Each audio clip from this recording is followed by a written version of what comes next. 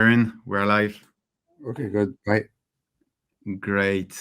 Hey, welcome everyone. So yeah, we had a little bit of a scare because our tool really completely dropped on us. So we had to go to a backup tool. But here it is. We're live. Welcome everyone. Happy to be here with you again. This is day two day three, sorry, of the healing days. Is everything okay in the chat? Can you hear me? Can you hear us? Can you see us? Let us know if everything is working perfectly. All right. So we had more than 30,000 people live overall since the beginning of the healing days. And today we're about 20,000 already. So that's why our tool probably had too much to work on. And yeah, I mean, 20,000 people. Let's think about what 20,000 people mean, right? It's a enormous amount of people. So welcome and very honored to have everyone here. Now, what happened during the first 2 days? So we had day one. We had a brilliant explanation from Tim Fletcher about how trauma happens in the brain, what steps you can take to repair your mind and create the right conditions to change. And then we had a really profound experience from Marissa. We went to see our inner child and create an energy of parenting to our own selves through an incredible vortex meditation. It was a very special moment. I know a lot of people loved it. And yesterday we had an entire course on body-based therapies with Bessel and how to, I think the bottom line was how to create a second nature by building new habits for yourself. And also, then we discovered really first steps of the benefits of two experiences, body scanning and the technique of tapping that Bessel walked us through. This was quite a moment for everyone and very new. So here is what people said about the first 2 days. We have Amanda. You guys have done so much healing already and in such a brief amount, and it's amazing. And to look at other people's chat, you feel not so alone. I think that's what's comforting for everybody to see so many people in the chat living the same experience and being on this journey together. I really love it personally. We have, for example, Julia, who said, thank you so much for providing this free to so very many people desperate to heal. God bless you. God bless you too, Julia. And let's say Marlene, 100% mind blown. I was expecting a lit, but this first class has been absolutely 100% helpful and insightful. I have learned and enjoyed the advice, the insight, and perspective that's offered in just class one. I can't wait to see how much more mature my heart, mind, body, and soul are as we evolve from. So as you can see, a lot of great feedback. So obviously that's why we do this. So very happy to see that. So just a quick introduction of myself before we get started. I'm the co-founder of Mentor Show. By now, most of you know me, but I still want to introduce myself for the ones who don't. And Mentor Show, we are the organizer of this event. So we've built an app gathering the knowledge and the support you can get to really invest in yourself, to heal your wounds, and more generally to live a happier and healthier life.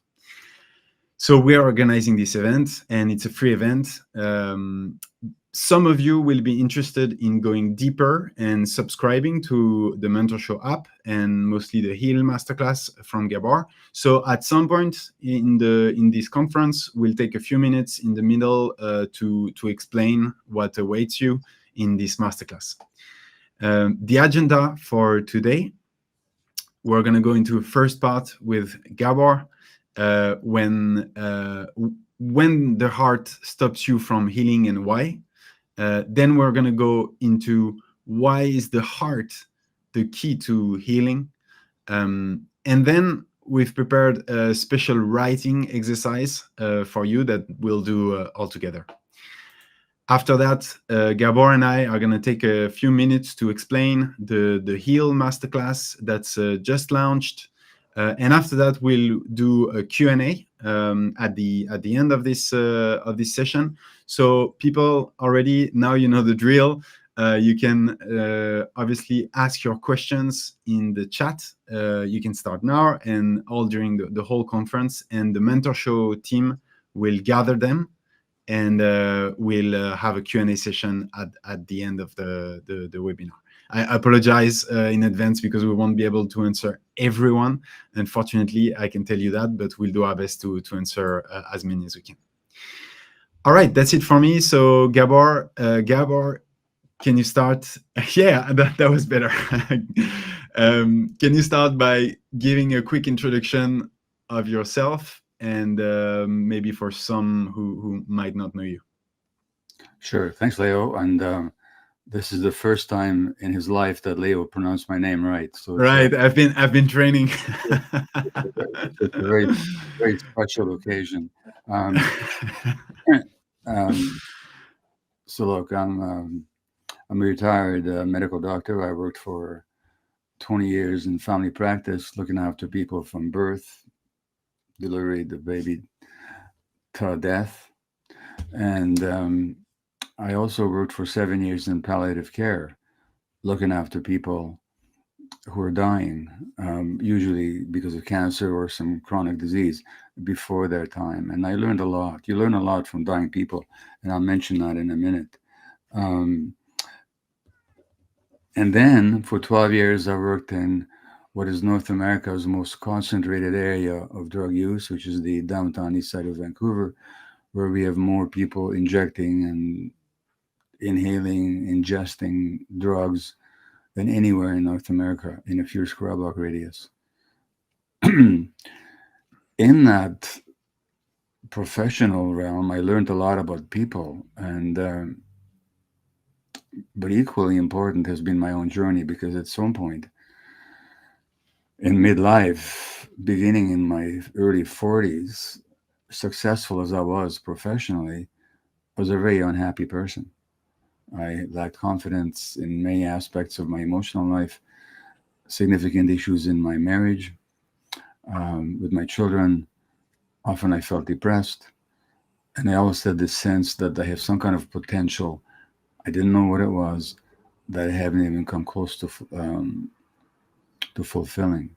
So that's the second track of learning. The first track of learning is what I observed and saw in clinical practice, and much of what I saw went way beyond what they taught me in medical school. Then there's my own personal journey. At a certain point, I was diagnosed with attention deficit disorder and also with depression. So I had to think about what all those things are all about. Where did they come from?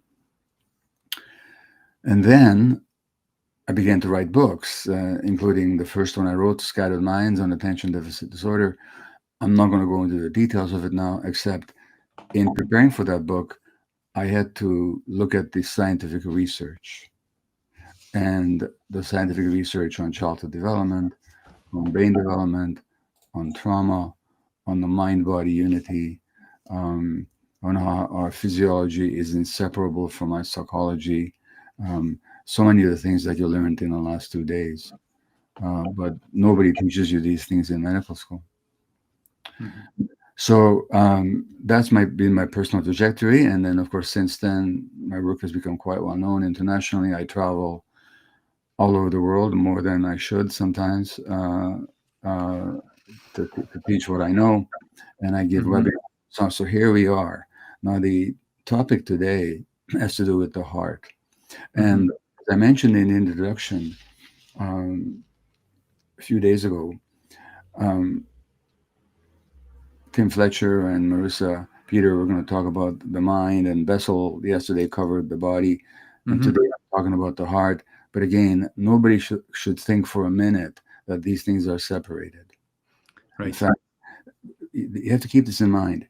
We began life as one-celled organisms, and that one-celled organism had the same intention that we do, which is to survive, to nourish ourselves, and to reproduce, and to protect ourselves from the environment and to nourish ourselves.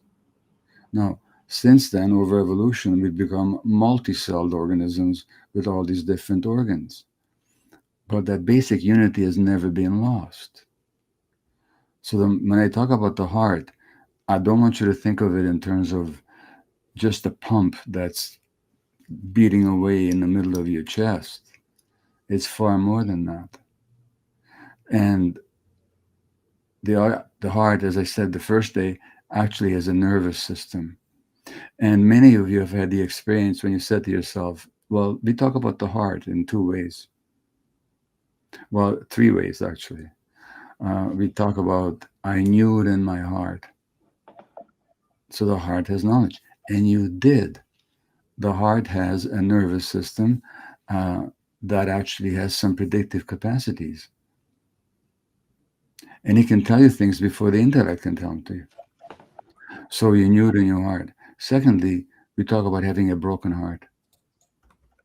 Well, that's not a physiological event, although there is something called broken heart syndrome, by the way. Sometimes people in the aftermath of a major shock will have a dysregulation of their heart rhythm and they can die. And that's called the broken heart syndrome. And the actress Debbie Reynolds, whose daughter was Carrie Fisher, she died the day after her daughter died, probably of broken heart syndrome. But obviously, that has to do with emotional input into the heart, not just an abstract physiological event. And then the third way we talk about heart is in terms of love. Like heart, when we want to express that we love somebody, we send the heart emoji, don't we? Mhm.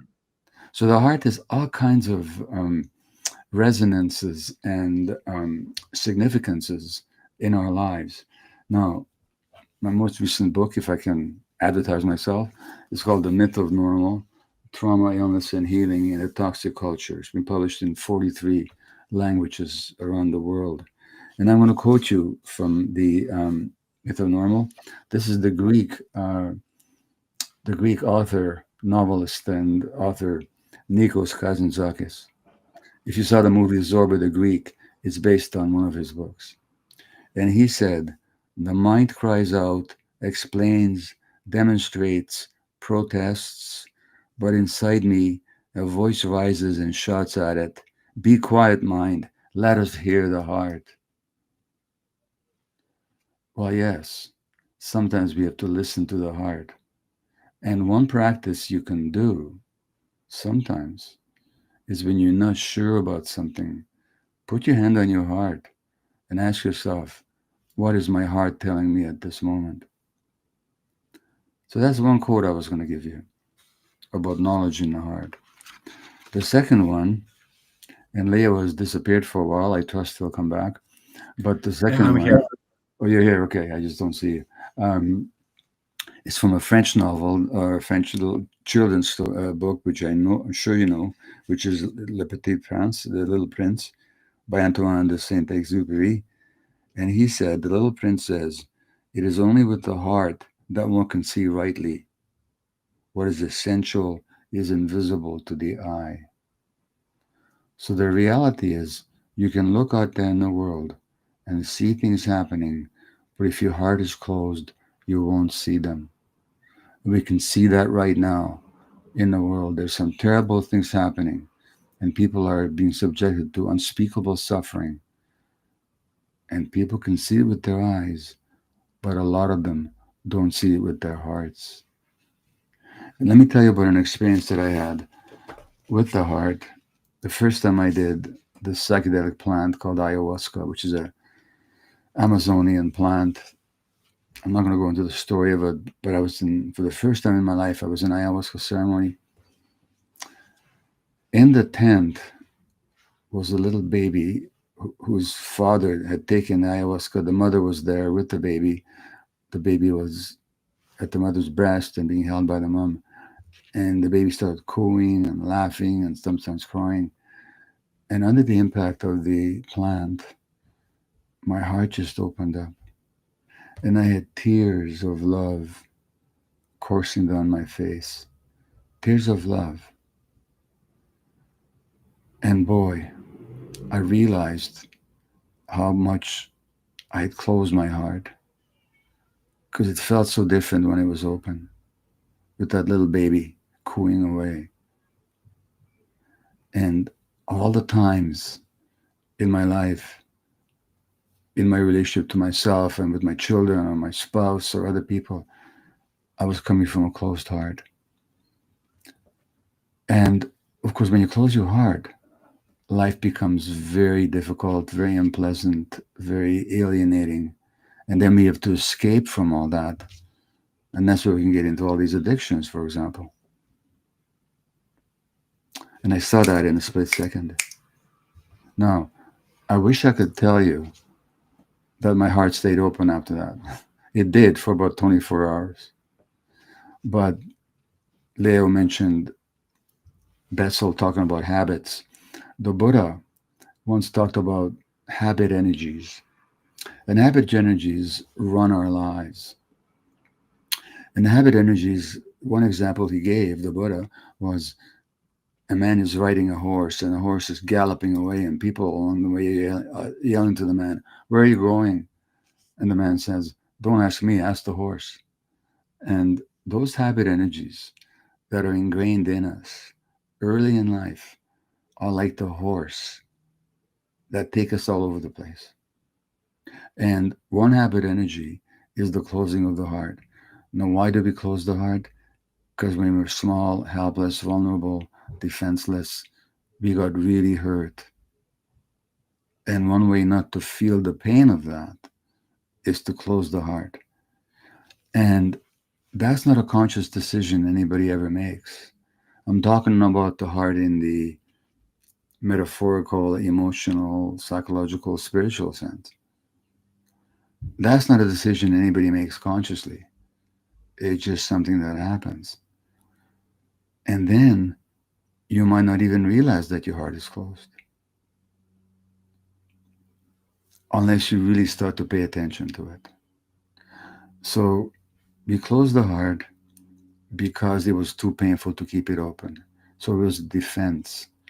But that same defense, as I'm sure you have heard in the last 2 days, those same defenses that protected us from the immediate pain when we were small and helpless keep us in pain and keep us in difficulty and keep us imprisoned. So opening the heart is one of the ways to liberation. That's why we close it, and that's why we need to open it. And it's work. Let me tell you, it's work. And let me tell you, it's work that I'm still doing. I'm 81 and I'm still working on opening my heart because it's not a one time thing that you open it and now it stays that way. There are these habit energies, there's these defenses of the ego that keeps you shutting down and shutting down and shutting down. So it's ongoing work, but it's rewarding work. And if you start to pay attention to the body, you will know when your heart is open. So Mhm. I'll say one final thing. I mentioned this learning from dying people. There's a book whose author I met when I was in Australia. Her name is escapes me at the moment, um, but she's a palliative care provider like I was. She was a caregiver, and she wrote a book called "The Top Five Regrets of Dying People." And basically, these are people that were dying of terminal diseases sometimes before their time. And what did they regret? Is that they'd closed down to themselves and they'd closed down to other people. Much of that has to do with closure of the heart. So if you find that your heart is closed, don't blame yourself. You didn't do it deliberately. It's not a fault. It's just what your organism did to help you survive. But now, if you want freedom, inner freedom and peace, it's on you to do the work to open the heart again. And how can, for example, how can people see the symptoms of having their hearts closed? You mentioned you realized it for yourself, and how can they notice that in themselves?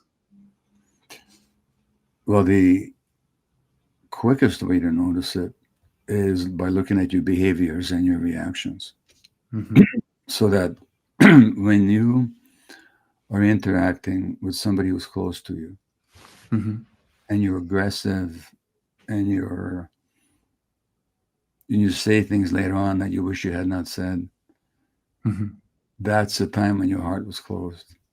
Had your Mm-hmm. heart been open, you would not have behaved in that way. You would not have spoken in that way. So that's one thing to Mm-hmm. note. And when you do that, there's two things you can do.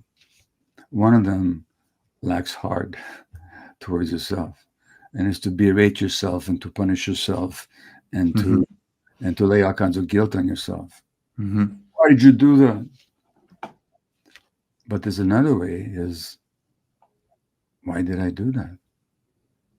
In other words, what was going on inside me that I behaved in that way? In other words, the one way is self judgmental, the other way is self compassionate. So you can use the times when you screw up, when you behave in ways that are closed hearted and sometimes cruel or certainly insensitive. And then you can ask yourself, what was going on for me? What did I believe? And usually, you know what the belief was? That you're a helpless victim who has to fight. That's the usual belief. Um, Now, the second way you can notice, and this takes more awareness now, is pay attention to your body. As I'm talking to you now, imagine, or try to remember time in your life when you were hostile and critical and defensive and just behaving in ways that you're not particularly proud of. And what was, if you check in with just remember that incident and what's in your body, what's in your chest, what's in your belly, but particularly what's in your chest, and contrast that to some other time when you may have been generous and kind, when you saw somebody, when you were understanding, and check in with your body at that time. You'll find that your body states are totally different. So if you are conscious and make it a practice to be conscious and aware of your body will tell you whether your heart is open or not. Because when it is, there'll be expansion and peace here. Mm-hmm. Deep breathing. When you're closed, there'll be tightness, constriction, and probably shallow breathing. Mm-hmm. Mm-hmm. And so, if we understand, when is your heart the key to healing, and why can compassion be a real cornerstone in your healing?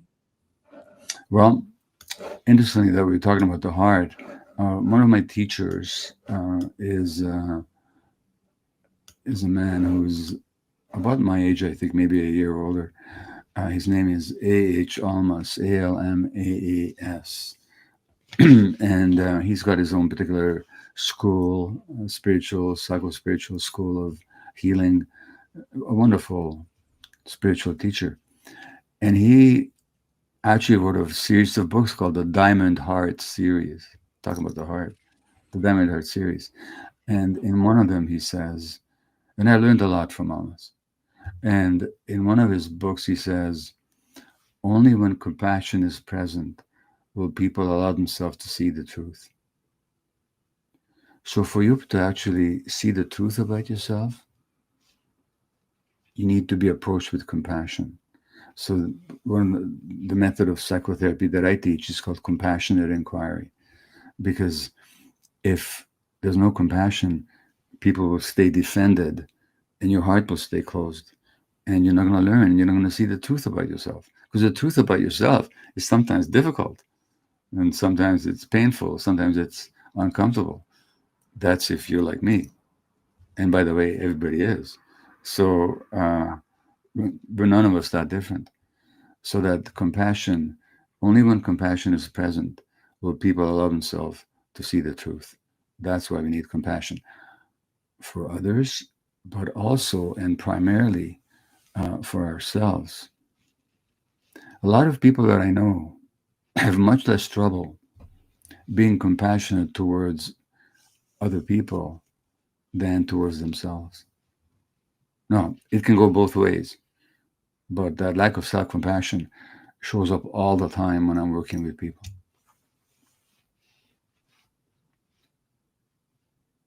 Mhm. How can people understand the different types of compassion that they can have with themselves and really explore these different types of compassion for themselves? Yeah, so we use this word compassion, and most of us, we know what it means, but I think it's important to look at it a bit more deeply. So I'm just going to give you now my particular view of compassion. Use it if it makes sense to you. Don't use it if it doesn't. It's not the only way to understand or to look at compassion, but it's just the way I look at it. So I look at compassion on 5 different levels. The first is what I call ordinary human compassion. And when I say ordinary, I don't mean anything to be dismissed or anything trivial, but I mean the kind of compassion that most people are capable of at least sometime. Compassion, passion means to suffer, by the way. Calm means with, and compassion means to suffer with. And that simply means when another creature, be it a little bird with a broken leg, be it a dog in pain, or be it another human being, is suffering, you suffer with them. It hurts you, it makes you uncomfortable. That's what I call ordinary human compassion. That's the first level. It's important, but it's not enough. Not if you're trying to help yourself or other people. The second level is what I call the compassion of understanding. And that means it's not sufficient to feel bad at the sight of suffering. You also have to understand what is the source of that suffering. So when I was working with drug addicted clients in Vancouver's downtown east side, I had to ask not only how, I had to ask a question. Yes, it bothered me that they suffered, but the question I had to ask was, why are they suffering? Why are they caught up in these addictions? Why are they pursuing behaviors that actually can kill them and often did? And I'll come back to myself in a minute, but that's what I call the compassion of understanding. So, in the case of drug addiction, when you actually look, or any addiction for that matter, when you look at it, addictions are always attempts to escape from pain. So, my mantra is don't ask why the addiction, ask why the pain. But that's the compassion of understanding. Because as long as you think that people are choosing to be addicted because they're bad people or stupid people or they have no moral sense or no willpower, you'll never be able to help them. So that's the compassion of understanding. That's the second one.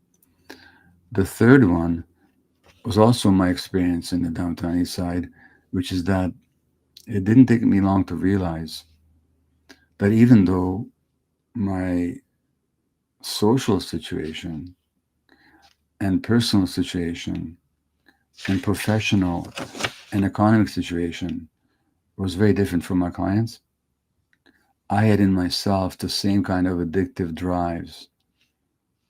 They were not directed towards drugs in my case, but I had addictive behaviors which caused me to lie and to deny and to turn my back on my personal and professional responsibilities. I was not different in that way than my clients. And here's the thing, nobody is different. It's a question of how honest we're willing to be with ourselves. So that's what I call the compassion of understanding. And that's why when you go to a therapist and they think they're the expert and they don't have a problem, you do, but they don't. And they don't have this compassion of recognition. That's what I call it, the compassion of recognition. They can't help you. They can't help you. And that's the third level. Um, the fourth level of compassion, and you know what? It escapes me at the moment.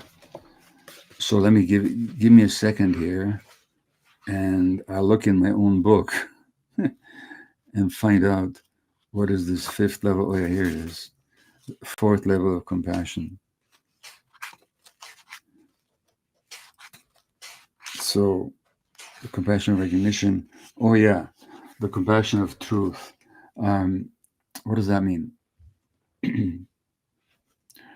When you're doing therapeutic work, either as a professional with others or you're the client, some painful stuff is going to come up. In fact, if it doesn't come up, not that we should cause anybody pain, but if the pain never comes up, you're probably not going deep enough. It's that simple. And we must not be afraid of pain, because if the truth is that there's pain there, then we have to be able to look at that pain and to understand it and to come to terms with it.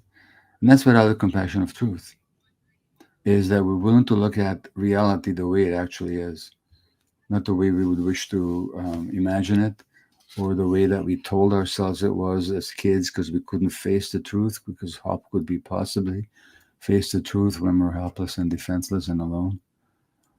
So that's the compassion of truth, is the willingness to look at how it is.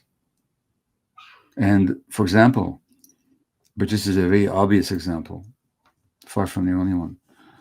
Let's say you're in a relationship where you're not honored and you're not seen and you're not understood. And you've really worked hard at it. Well, the truth might be that you can't be in that relationship. I'm not saying that is the truth necessarily, but it could be. Well, that's the compassion of truth, is that if you don't face the pain of separation, you keep yourself in a situation that makes you stressed, depressed, and sick. So the compassion of truth says, what is the truth here? Ideally, in a relationship, both partners are committed to the truth. And then the fifth level of compassion is what I call the compassion of possibility, which is simply this. If I saw my drug addicted clients simply through the lens of their demeanor, their bodies, which are often broken, their faces, which are often lined and scarred, their expressions, which are often suspicious or hostile, or if I saw myself as my demeanor when I'm in a bad mood, or I'm in a hostile mood, or when I'm being totally egotistical, which I'm quite capable of being. But if I saw myself as that's me or that's them, we're not seeing anybody for who they are. Because underneath all that is a true self that wants to love, whose heart can be open, who is much more than how we present and show up in our behaviors and our words. And the compassion of possibility sees that true person underneath the demeanor, underneath the behavior, underneath the body language. And when you can see people in a way that they can't see themselves, you're giving them a gift. And when you can see yourself in a way that you don't usually see yourself, but you see your possibility, you see your truth, you see your heart, Mhm. then you're giving yourself a huge gift. And that's what I call the compassion of possibility. Mhm. Mhm. A question that the audience might have now is when they feel like their pain keep repeating, when they feel in those moments where trauma hijacks their emotional response and really sabotage their choices, how can they use these compassions to help them get out of these patterns? Well, sometimes you can't. Mm-hmm. Um, Certainly, my own experience is that when the old stuff takes me over, it doesn't matter how much I know, Mm-hmm. all the books that I've written, all the hundreds of lectures I've given all in the world, all the clients that I've worked with, it all disappears. There are such moments. In such moments is when you have to reach for an emergency kit. In, Mm-hmm. in in the heal program that we developed, Leo and I, there's an emergency kit. But this is Right. also where Bessel talked to you about yesterday. That's the moment to start tapping. In other words, step out of that mode for a minute and just do something. Tap, take conscious breaths. One thing I'm learning to do these days is several times a day I do some conscious breathing. I won't teach you the specific breathing technique right now, but just tapping, conscious breath, move, go for a walk, do something. So Right, that the 478 that we had yeah, in the course as yeah, well. Yeah. right, the 478 breathing that Dr. Andrew Weil teaches. Uh-huh. Um, so these compassions that I've just outlined for you, sometimes there are moments when you can't get access to them. That's the time to do something in an emergency basis, Hmm. things that we just mentioned. And then when you calm down, then you come back to these compassions. Hmm.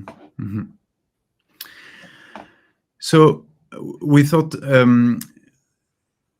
maybe we go to the practical part, Gabor, or you want to keep diving a little bit into this cornerstone as the compassion and the heart. No, I think in a brief sense, Hmm. I've told you what I can about it. I mean, it would take I could talk for an hour, of course, or two, but Hmm. uh, I think I've summed it up. Hmm. Hmm. But there is an exercise that is in the myth of normal that we also teach in the HEAL program, the mentorship program that Leo and I developed. And there's 5 steps there that you could learn right now. You never Hmm. have to read the book. You never have to buy the program if you don't want to. Um, but you could do these 5 steps. I think that would help you. So you can take notes on this if you want, and I can go through them with you. Would that be okay? Right. Leo? Yeah, perfect. And I think what we would like to suggest to you is that we do these 5 steps together, and there's going to be 5 different questions, if I might say, and you answer them in the chat so that we can sort of see your answers and trying to use all these this theory that we learned about compassion just now. Okay. So these 5 steps, actually, I did not originate them. I borrowed them with his permission from a psychiatrist at UCLA called Jeffrey Schwartz. And Dr. Schwartz worked with OCD, obsessive compulsive disorder. And he developed these 4 steps. I added a fifth one um, for people to, as an awareness practice for people with OCD. Then I asked him, listen, Professor Schwartz, Dr. Schwartz, can I apply this to addiction? And he said, yeah. And then I had a chapter on that in my addiction book. And then I realized that we can use this not just with addiction book, not just with OCD or with addiction, but with any repetitive um, or compulsive negative belief about ourselves. Okay. So Mhm. let's say, and you can do this. This is a practice you can do once a day or once a month or sorry, once a week. And you write this down.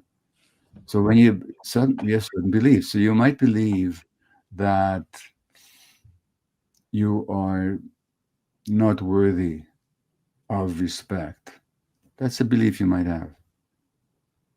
Well, here's step one. It's called relabel, and you write down, it is not true that I'm not worthy of respect. I just have a thought or a belief that I'm not worthy of respect. It's not true that I'm responsible for everybody else's feelings. I just have a belief or a thought that I'm responsible. Do you notice the difference? Mhm. As long as you believe it, you think it's reality. But as soon as you relabel it, you're saying, oh, this is just a thought that I have.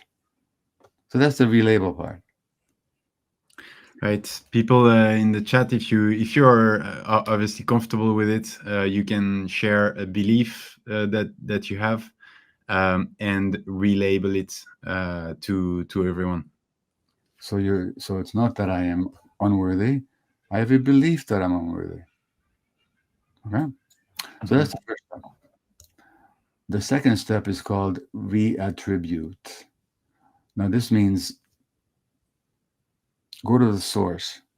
So when you say to yourself, this belief that I'm not worthy, or this belief that I'm responsible for everybody else is just my brain sending me an old familiar message. Because it's true. Sometime in your life, this belief got ingrained in your nervous system and in your brain.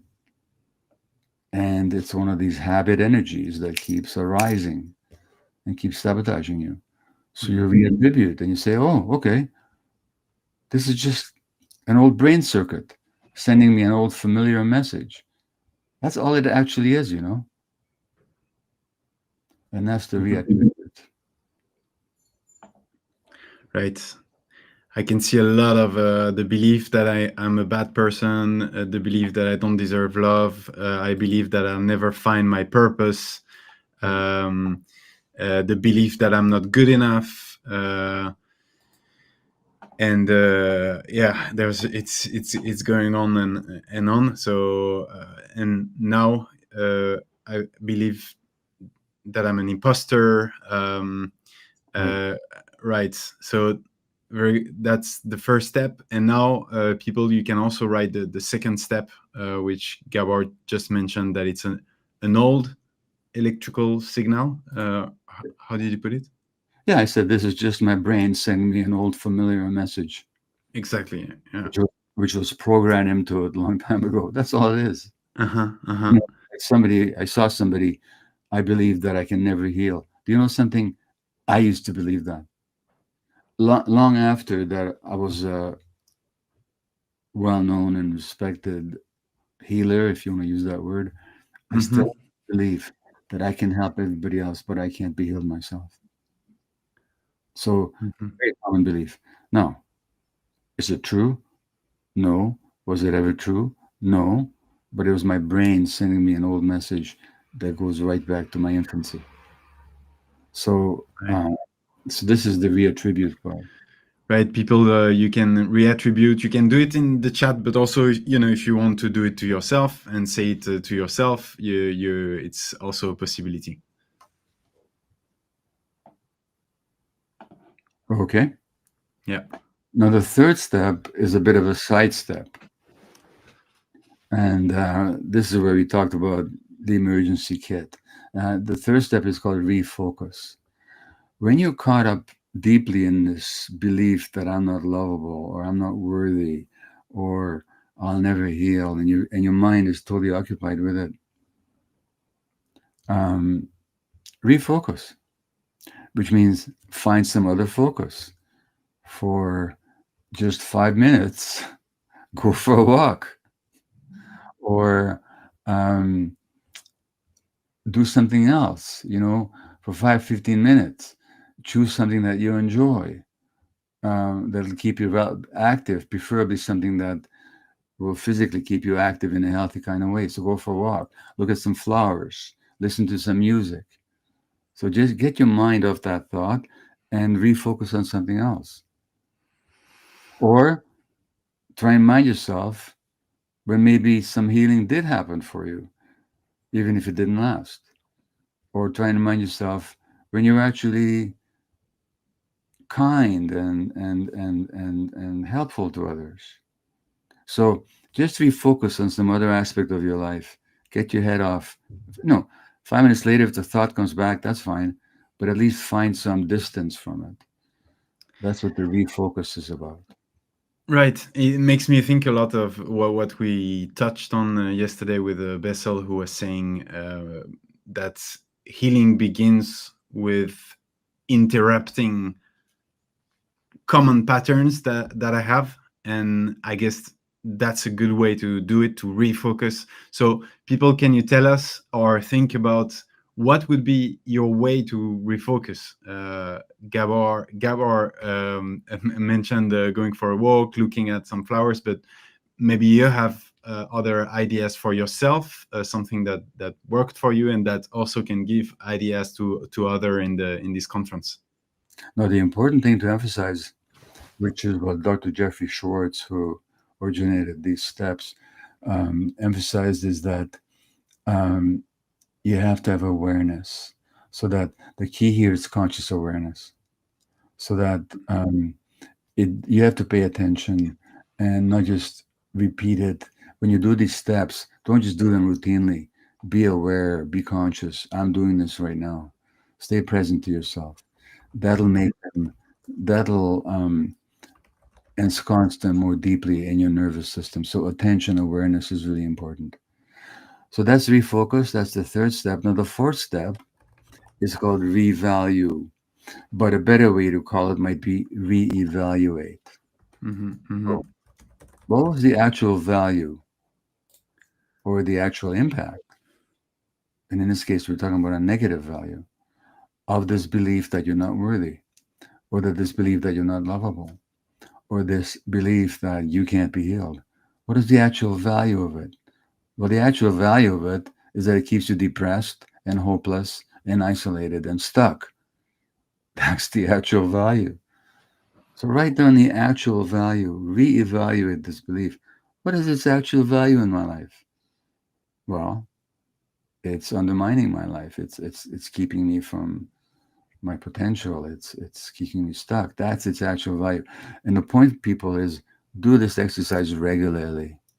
mm-hmm, Do it mm-hmm. once a day if you need to, once a week. Do it, but whenever you do it, write it down. Don't just do it in your head, and do it with conscious awareness. So reevaluate then, or revalue, is the fourth step. Right, and people, you can keep sending us. I see a lot of mentions of messages. It's sort of hard to keep track, but there's a to the previous one, refocus, dancing. There's a singing. There's a rollerblade. Uh, there's a lot of different things and a lot of ideas. And now you can send us, how would you reevaluate this belief? Well, what is it? What value is it bringing in your life? It's I think very important, and that's why in the masterclass, in the Heal masterclass, we have a healing diary, which is a notebook um, where you're going to write these things, and writing them makes them more conscious, as Gabor said. So you can write it also in the chat. Okay, Leo, thank you. And the final, and the fifth step, and I'm the one who, I'll take credit for this one. Jeffrey Schwartz can have credit for the other four. Okay. I call it recreate. Okay, Mhm. create. And so I'm just going to read you my own summary of this. What has created your identity thus far? You've been acting out of ingrained mechanisms wired into your brain before you had choice in the matter. And out of those automatic mechanisms and long ago programmed beliefs, you have created the life you now have. Because, yeah, you created your life. You didn't mean to, you didn't deliberately, it's not your fault. But the life that you have has been significantly created out of the beliefs and ingrained thoughts that you've had, which were trauma effects. It is time to recreate, to imagine a different life, one truly worth choosing. Now, let me remind you again. When I was in my mid 40s, I felt stuck, depressed, hopeless, and I thought I had all this potential that I have never come close to fulfilling. I didn't even know what that potential was. So that was 35, 36, 37 years ago now. The work is ongoing. Believe me, it's ongoing. Mhm. But since then, you know what I've been able to achieve in the world. And I've created a different life. I've been fortunate to get the help, to have the resources, the experience. Fortunate in my choice of life partner, who's been a tremendous support to me. But nevertheless, it's on each of us and in me to create that new life that we want. So it's time to recreate, imagine a different life, and one truly worth choosing. So write it down. This is an exercise. An exercise means you're practicing. Mhm. You're going to be a tennis player. You're not going to go out on the court and win your first game against somebody who knows how to play tennis. You have to practice. So the same with creating a life. So this is practice. So you have values, you have passions, you have intention, talent, capability, and a desire to contribute. In your heart, there's love, and you want to connect with the love in the world, etc. So, what kind of values do you want to see manifested in your life? What kind of life do you want to envision for yourself? That's called recreate. Write it down. Right, people, can you write down how would you recreate? You can write it down in the chat. You can say it to yourself. You can write it in your notebook. I think that's the addition of Gawar. The fifth step is really crucial. For example, I'll create a life of self-compassion. Mhm. That's one. I mean, you can have many different, and every time you do this, you might come up with different intentions. But just write down what kind of life do you choose to create. Mhm. Mhm. All right. I think we've come to the end to this first part. And people, can you tell us if you found this first part useful? What did you take from it? Did it do something for you? We would love to get your feedback. And actually, now, if you liked it, you're gonna really love the Heal program, because, well, there's many of these types of exercises. We call them the writing exercise. And before we go into explaining the Heal Masterclass, I want to say, so some of you are gonna want to join the Heal course, and I want to say a big thank you to all of those, because you are the ones who are making this event possible, right? And you are the ones who are making it possible for the rest of the people here to get a small taste of the masterclass for free. So, thank you, big thank you to everyone who's already joined, and the people who are going to join tonight. Now, let's take a moment now to explain to you what is waiting for you in Gabor's masterclass, and then we'll do the Q&A. So I'd like to start with a question for you, Gabor. There's a lot of material of you out there. There's podcasts, YouTube videos, and we've spent about 1 year building this masterclass. So why did you want to do a masterclass, and what's different about it? Well, I was just sitting around twiddling my thumb. I didn't know what to do with my life, and so I thought, why don't we do something? Actually, what it was is that, yeah, there's a lot of my stuff out there. There's the Compassion Inquiry psychotherapeutic course, other video courses, and a lot of stuff on my YouTube that's freely available to everybody, and you don't have to sign up for anything. And then, of course, there are my books. So why did I want to create a new program? Because there wasn't any one particular program which concentrated what I've learned about healing in one actionable format. And so rather than just teaching concepts, um, I wanted to create a structured step by step program in which the viewer can get into an active position where they can actually do something on a regular basis. So that was the whole intention, is to create something actionable for the not just theoretically um, or emotionally satisfying, but also practically actionable. And from that perspective, um, we included in the program exercises and routines that you could regularly practice. I've given you one or two of them today. But the point is, going back to this question of habit, healing needs to become a habit. And, you know, I'm always wanting to learn. I'm always needing to learn. And right now I'm reading a book called Course in Miracles. And I'm not here to recommend it. It's not for everybody. I'm getting a lot out of it. But they basically say that you'll create the life based on what your actual intention is. So if healing is an intention, then healing has to become a habit, not just a wish, not just a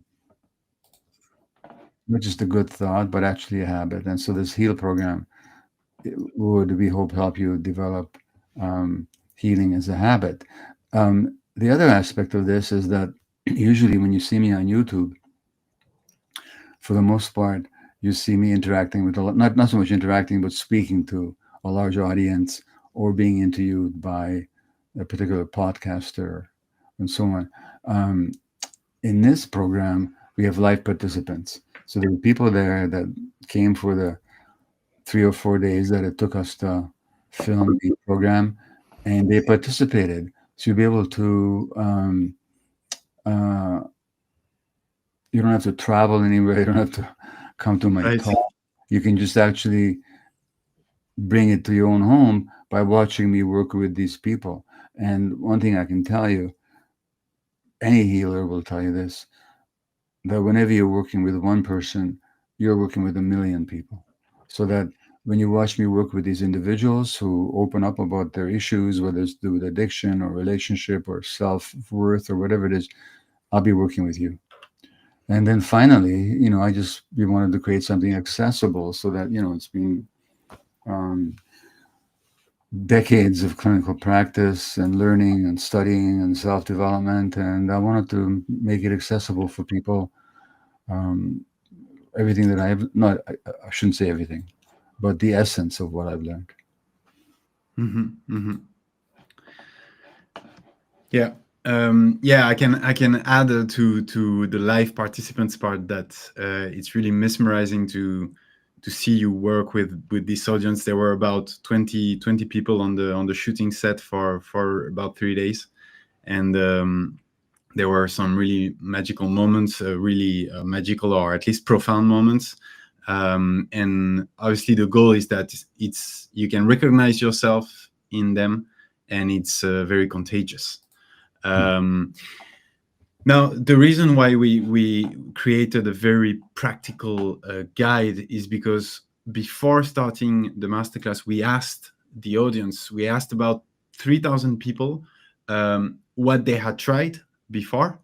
And you can see here the list of things that were tried before. There were a lot of different options.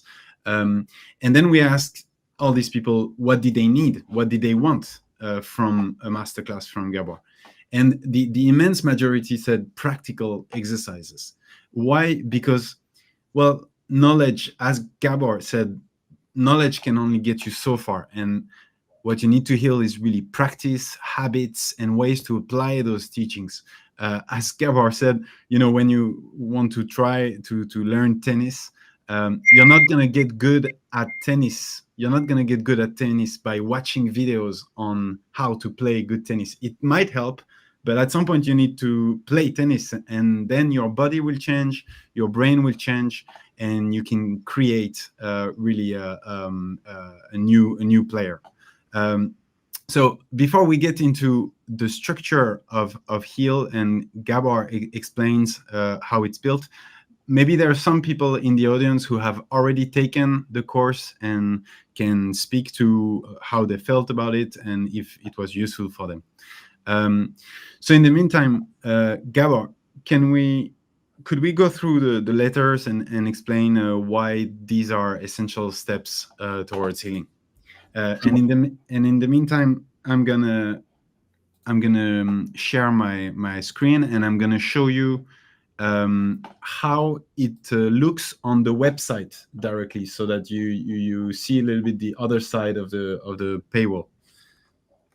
Okay. So the HEAL, HEAL, it's an acronym. Obviously, it's a combination of the beginning of four phrases, and but it's a particularly useful one. So the H in HEAL stands for hearing the pain. Now, this begins with understanding one's own trauma, and that's what this section is all about.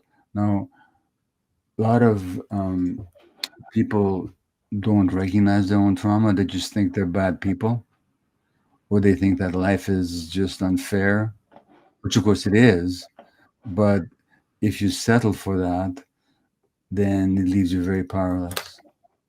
So the first part is just to be able to understand trauma and the misconceptions around trauma. And there are several misconceptions around trauma. I don't know if now's the time for me, Leo, to talk about misconceptions, but in the course, we teach you what is trauma, how it shows up, and what isn't. Like let me make one quick distinction for you. Having pain, having sadness, having grief is not trauma. Having stress is not trauma. Everything traumatic is stressful and painful, but not every pain and not every stress is traumatic. Trauma is a wound that's lodged in your system and has long term impacts. So, trauma is what happens inside you because of things that happen to you. And that means since it's a wound that you're carrying, you can heal it. So, it's not about the past, it's about the present. Helping to understand the past is extremely important, and there's ways to do that. But just understanding it doesn't heal you. The wound is in the present. You can never change the past, but you can certainly heal the wound that was incurred by whatever happened or didn't happen to you. And in that sense, you can make the trauma as your own teacher. And that's why there's a film about my work called The Wisdom of Trauma that you can watch online if you want to find it. It's been seen by 10, 15 million people around the world. There's a there's a wisdom in trauma. And I'm not going to go into all the ways in which there's a wisdom in trauma. I don't wish trauma on anybody. But once it shows up, it can also be a teacher if we know how to learn from it. And, and from that point of view, we teach some self-awareness protocols to help you understand the effect of trauma on your behavior, on your relationships, and on your physical health as well, not to mention your mental health. And finally, of course, as I mentioned already, the relationship between addiction and trauma. So we talk about the impacts of trauma and teaching you how to be aware of the impacts. Hmm. That's the eighth part, is hearing, which means to say, hearing, seeing, understanding the pain.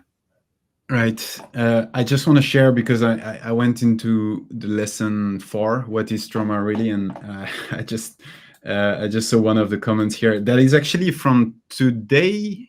Yes, actually from today for September, from Nicole. When he say let's use trauma to teach us, I felt that in my core and automatically said, "Oh wow!" out loud. I'm only a few lessons in, and I am amazed. Dr. Gabor is the real deal.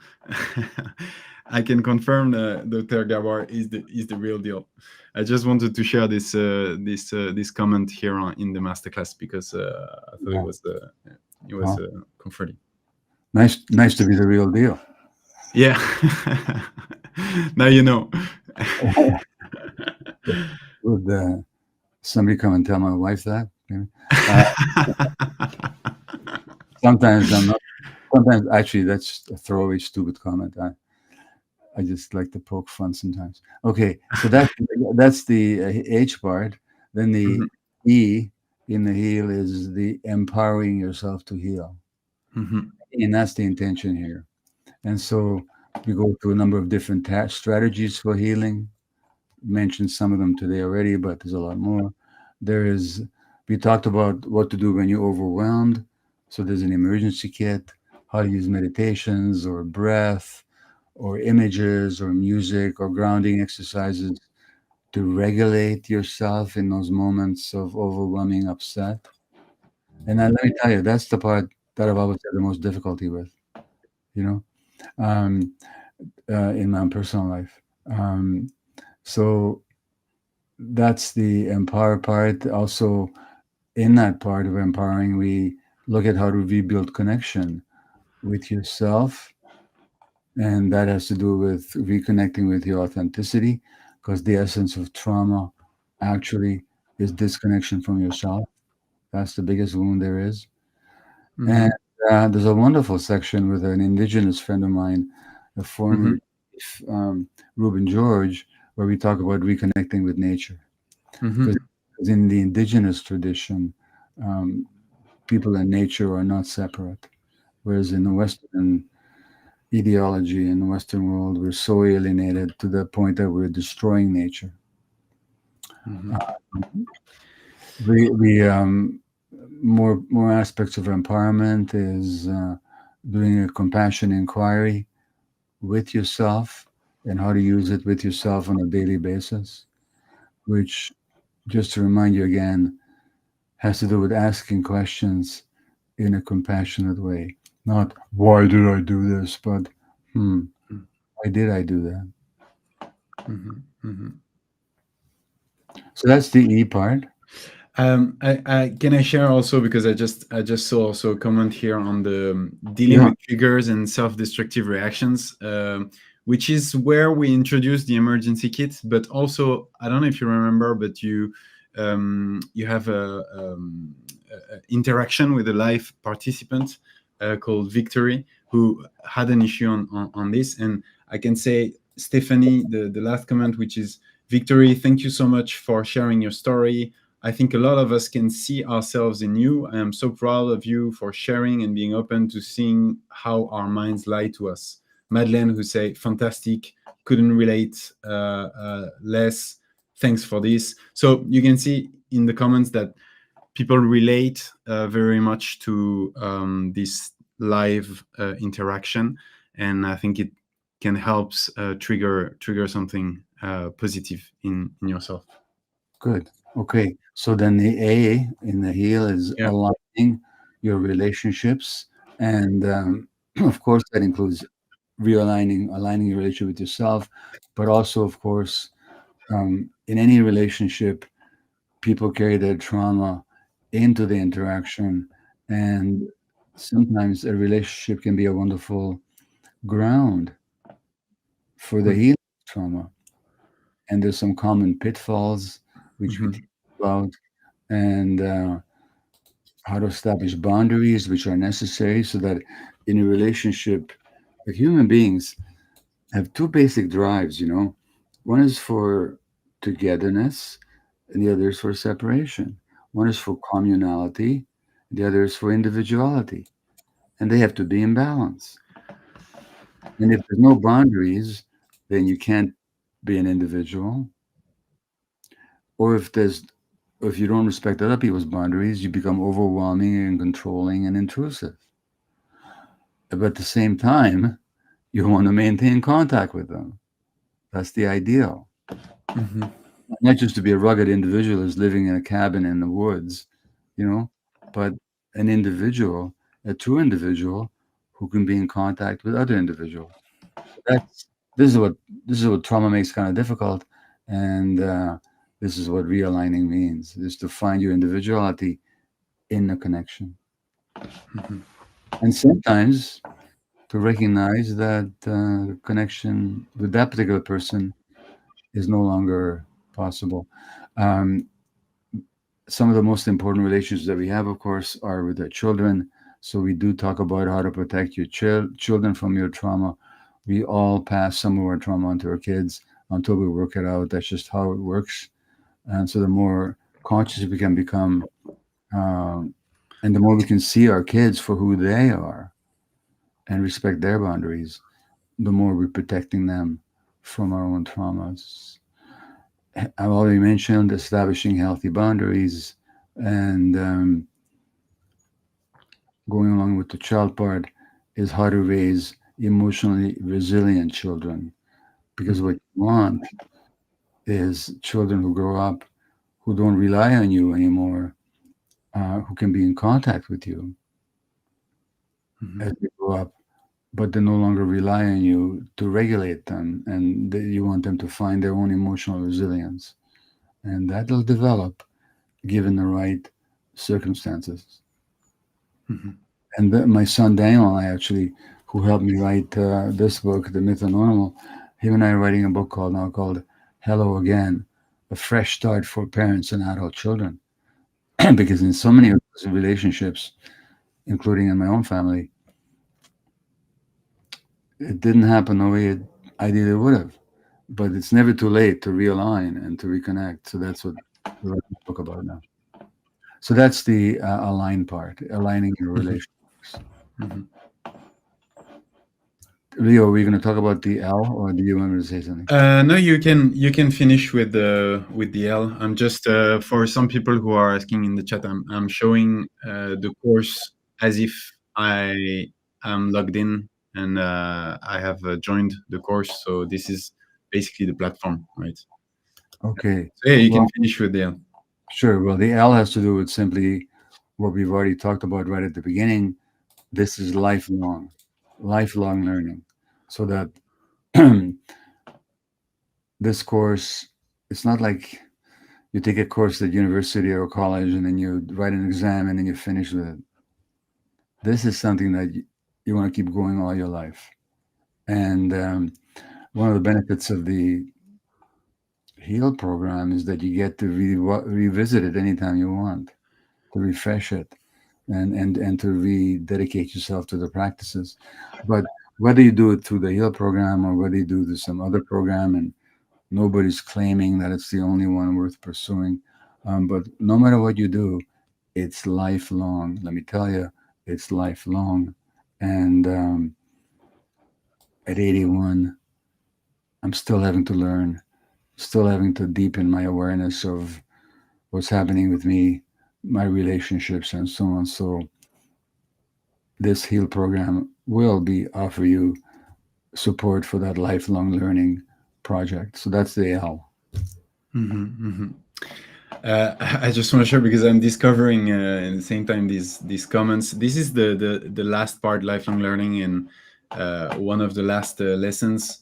And here you can see so many comments directed to you, Gabor, and mostly thanking you. For example, Maria, who says, "Thank you, Dr. Gabor, and your team and guests for a tremendously life-changing masterclass. Thank you for your time, vulnerability, compassion, generosity of words, resources, tools, book recommendation, which will become part of my life moving forward. I mean, that's incredible for at least for me. It's incredible to see. And for example, Madeleine, I found this lifeline late in life, but I will have an effect on all my life anyway, because I understand much more of my whole life now. I see my family in another way and also myself. Thanks, Gabor. And I will try to remember, do it at a moment. Gabor says this in the masterclass. So yeah, really incredible testimonies here. So some people might ask now, how can we join the program? So I'm gonna show my screen here. There you go. So normally you will have to choose between two paths. There you go.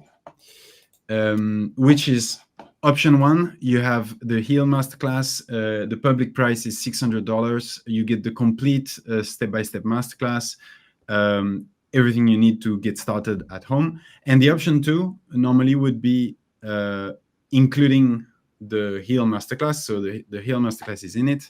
But you also get weekly live sessions for 1 year with specialized trauma specialized coaches and also licensed psychotherapists. In total, you have more than 50 sessions where you can ask your questions, you can get some advice, you can have people helping you to keep your momentum strong and really help you overcome roadblocks. I think Bessel mentioned it, that it's hard to do it alone. People feel sometimes alone behind the screen. And here the idea is that you're not alone anymore. You have specialists who can help you. And by the way, one of these sessions will be with Daniel Maté, Gabor's son, shortly. So you will have a sort of a kickoff session with him at the beginning of your program. In there as well, you have exclusive webinars like this one where we dive deeper into key topics. And you also have all the future healing masterclass. For example, we're preparing one with Bessel van der Kolk that you saw yesterday, and many more that are already confirmed. The last thing that you have in there that is not written is that you'll have all the replays from the healing days. So you'll have the more or less 8 hours of content that we've done now. But so here is the Healing Day surprise, is that you don't have to choose. We wanted to make it very simple for you. So here the offer for Healing Day is that you get everything in option 2 for less than the price of option 1. So for the Healing Days only, we remove that choice completely, and you get everything in Mentor Show Plus.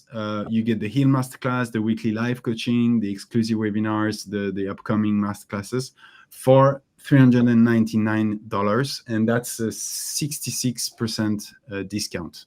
So you can, if you want to join, you can scan that QR code, or you can also type mtor.sh/heal. You will be asked to sign up with your email and with your password.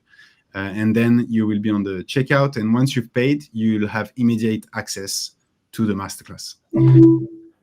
One last thing before we get to the Q&A is that with this offer, we offer you an incredible guarantee, which we call the 100% risk-free guarantee. And it goes as follows. I'm going to explain as shortly as I can and as clearly as I can, is that if you complete the program, you watch it entirely and you do the exercises in your healing diary, and you still think it's not for you, you need your money for some reason, or you just want your money back, you can ask for your money back. You just email us info@mentorshow.com and you'll get your money back. You just send us the pictures of the exercises that you made in your healing diary, and we'll refund you. So this is the 100% risk-free guarantee. It's basically, if you don't like it, you get a refund.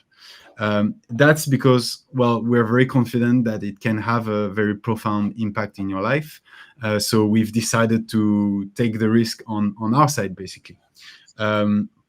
You saw already a lot of comments in the Mentor Show website, but I still wanted to show you a few. For example, Elizabeth, even if I work as a psychotherapist, as a mentor, I'm learning how speak deep on me with compassion, how to follow with love my thoughts and feelings, how to give that to my son too. Be here listening to you is my gift to that little girl inside of me. I think that's really the goal when we created the course. And for example, Matthew, please extend my gratitude to all the team to make this masterpiece possible. It changed my life, and I'm quite sure it will do the same for too many people around the world.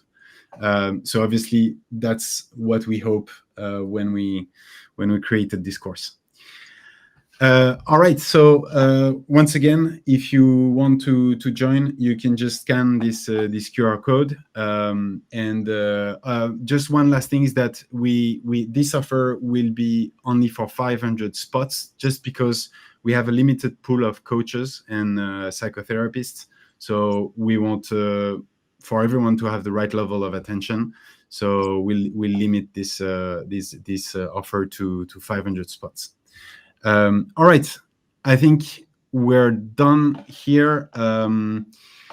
Now we can get to the Q&A, and the first question is from Crystal.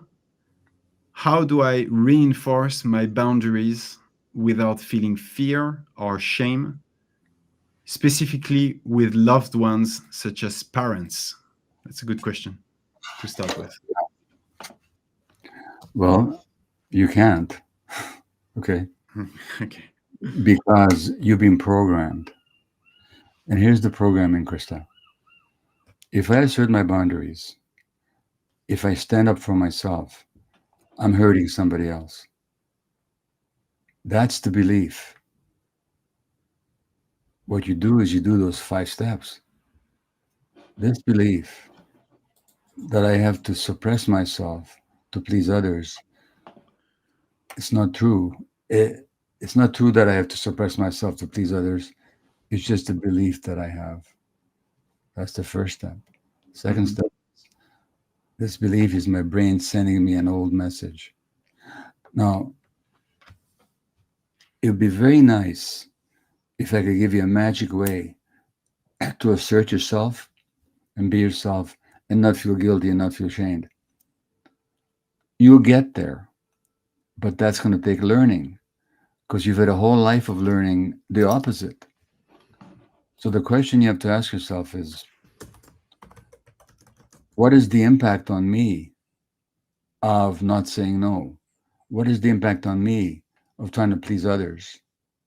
What is the impact on me of trying to protect other people from myself? What is the impact? And then ask yourself this question: which would you rather have? The impact of suppressing yourself, or the guilt that's going to arise for you when you don't suppress yourself? So what I'm saying to you is, embrace the guilt. It's just old programming. You can't help it. It's going to come up. It's automatic. But you don't have to believe it. You can do the 5 steps regularly. So eventually, you'll find it very sweet. But in the beginning, you're going to feel guilt and shame. It's going to arise because you're programmed. That's why the 5 steps, for example. And if you want to go deeper into it, I do suggest you read a couple of my books, When the Body Says No and or The Myth of Normal. It'll teach you a lot. Of course, so would the healing program, the HEAL program with Leo. I'm just going to answer a few questions about the HEAL program that I see in the chat. Is this USD? Yes, this is USD. Do the HEAL lessons start at a certain time? No, you have, once you buy the course, once you join, you have access to the whole course immediately. So there's about 17 lessons. There's about 45 modules that you saw on my screen earlier. So you have access to everything. You can also download it on your phone if you want to watch it in the subway or anywhere else. But there's the live sessions with the coaches. So I had a question. the sessions with the coaches are live. Yes, they are live. You have weekly sessions with either a coach or a psychotherapist, and these are live. And so the one that I talked about, the kickoff with Daniel Maté, will be in the coming days, weeks, probably in September, and it will be a live session with Daniel. And one last question: is there installments? Yes, there's the possibility to pay in 3 installments if you need to. Okay, so how can I deal? A question from Esma: how can I deal with a narcissistic spouse? Well, first of all, a lot of us have some narcissistic traits, including myself. The question is the person willing to look at themselves in any way at all? Because it's very difficult to be with a person whose only concern is themselves. Because you become not a real individual person, but you become an object in a relationship. And that object is there to satisfy the needs, desires of that other person. And if you take on that position, it's going to make you sick. It's going to make you sick mentally, or it's going to make you sick physically. Now, if somebody has some narcissistic traits, but they're willing to recognize it, there may be some possibility there. But if they're not, you have a decision to make. Would you rather prefer to be in this relationship or not to be in this relationship? Because what you cannot do is change the other person. And all the pressure and all the arguing and all the cajoling you'll do to get them to change is never going to work unless they themselves perceive that they have a problem. So if they do, they need to get help. And you need to get help.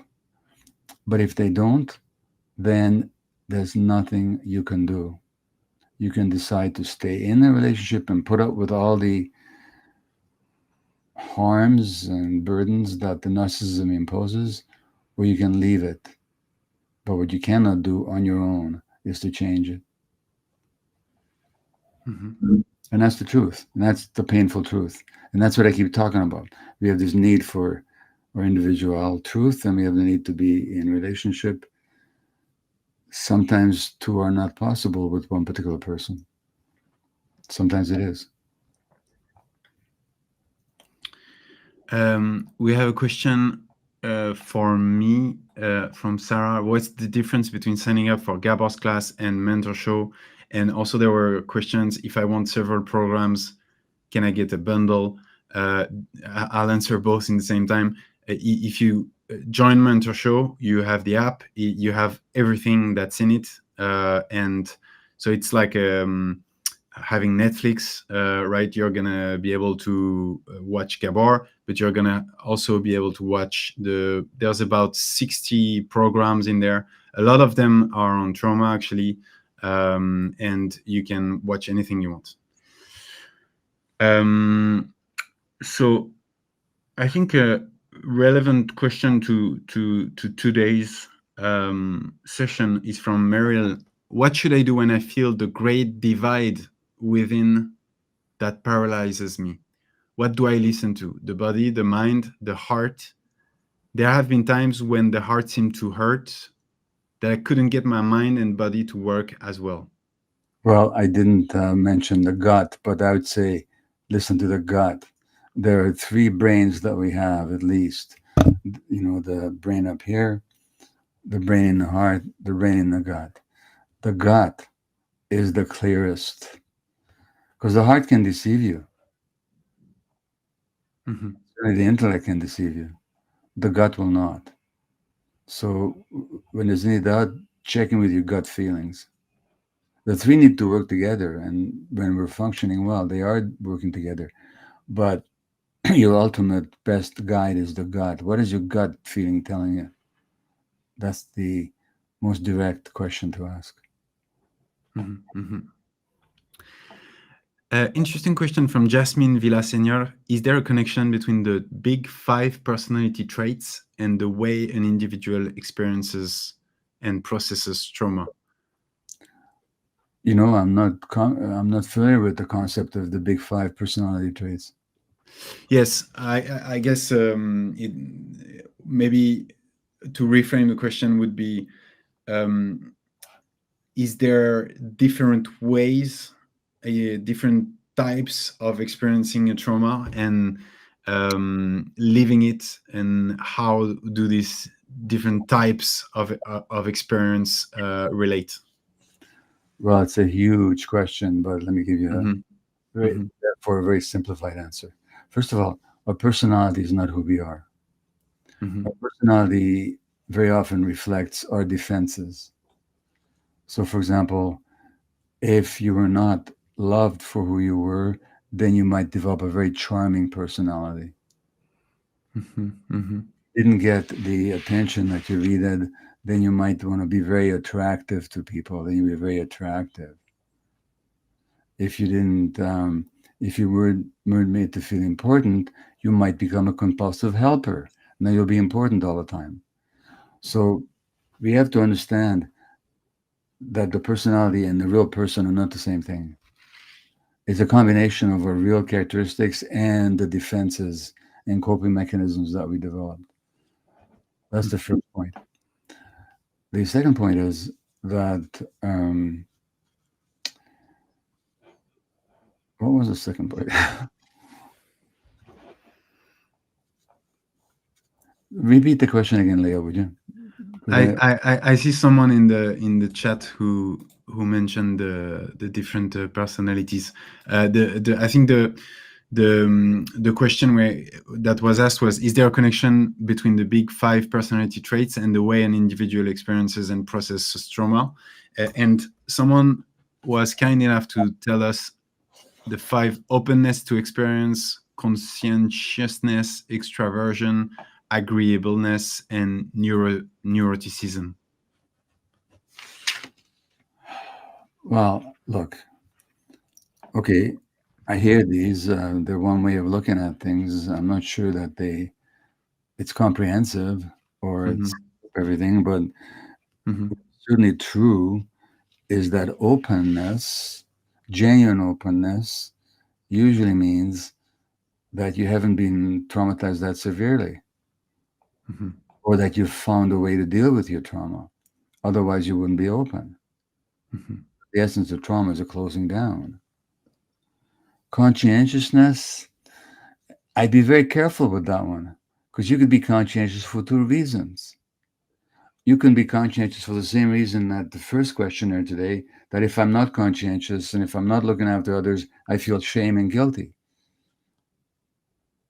So Hmm. conscientiousness can just be a trauma-based, self-induced um, sense of responsibility. But conscientiousness could also come from genuine, open empathy. The first one is trauma-based. The second one is not. Hmm. So it depends on where the conscientiousness comes from. You can be conscientious and be killing yourself because you're doing it out of a need to please or to help others while ignoring yourself. Or you could be conscientious out of perfectly valid, self respecting reasons. Hmm. Hmm. Uh, extroversion, a lot of that has to do with temperament. Um, some kids are more extroverted than others by temperament, they're just born that way. Hmm. Uh, it all depends on, it all depends also on um, social circumstances under which you grew up. Also depends on your level of sensitivity.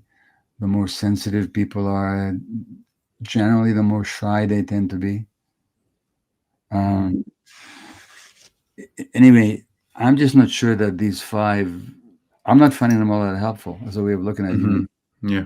Yeah. What I'm saying is that what they describe are external behaviors, but the real question is, where do these behaviors come from? And Mhm. and that's what tell you. You can be extroverted because you want to be the center of attention all the time, because you have a very low self-esteem, and the way you build it up is by other people paying attention to you. Mhm. Mhm. But or you can be extroverted just because you're open and you're just full of fun and you love people. So Mhm. Mhm. it's not these personality characteristics that tell me the degree of trauma that may or may not be present. It's what's driving them. Mhm. Mhm. Maybe a more common question from Tony Vespi.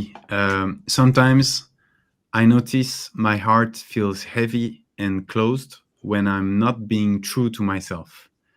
How do I begin trusting that my authentic self is enough, even if it risks disappointing others? Well, first of all, your body's telling you. Do you want to have that heavy heart? Do you matter? Does your experience have value? If the answer is yes, then you say, I don't want to have a heavy heart. And if other people are disappointed, it's not my problem. Again, this has to do with doing those 5 steps. Mhm. Because you have this belief that if you are true to yourself, you're letting down others. Step number one, that I'm letting down others by being true to myself is not reality. It's a belief that I have. Mhm. Two, that belief is my brain sending me an old message.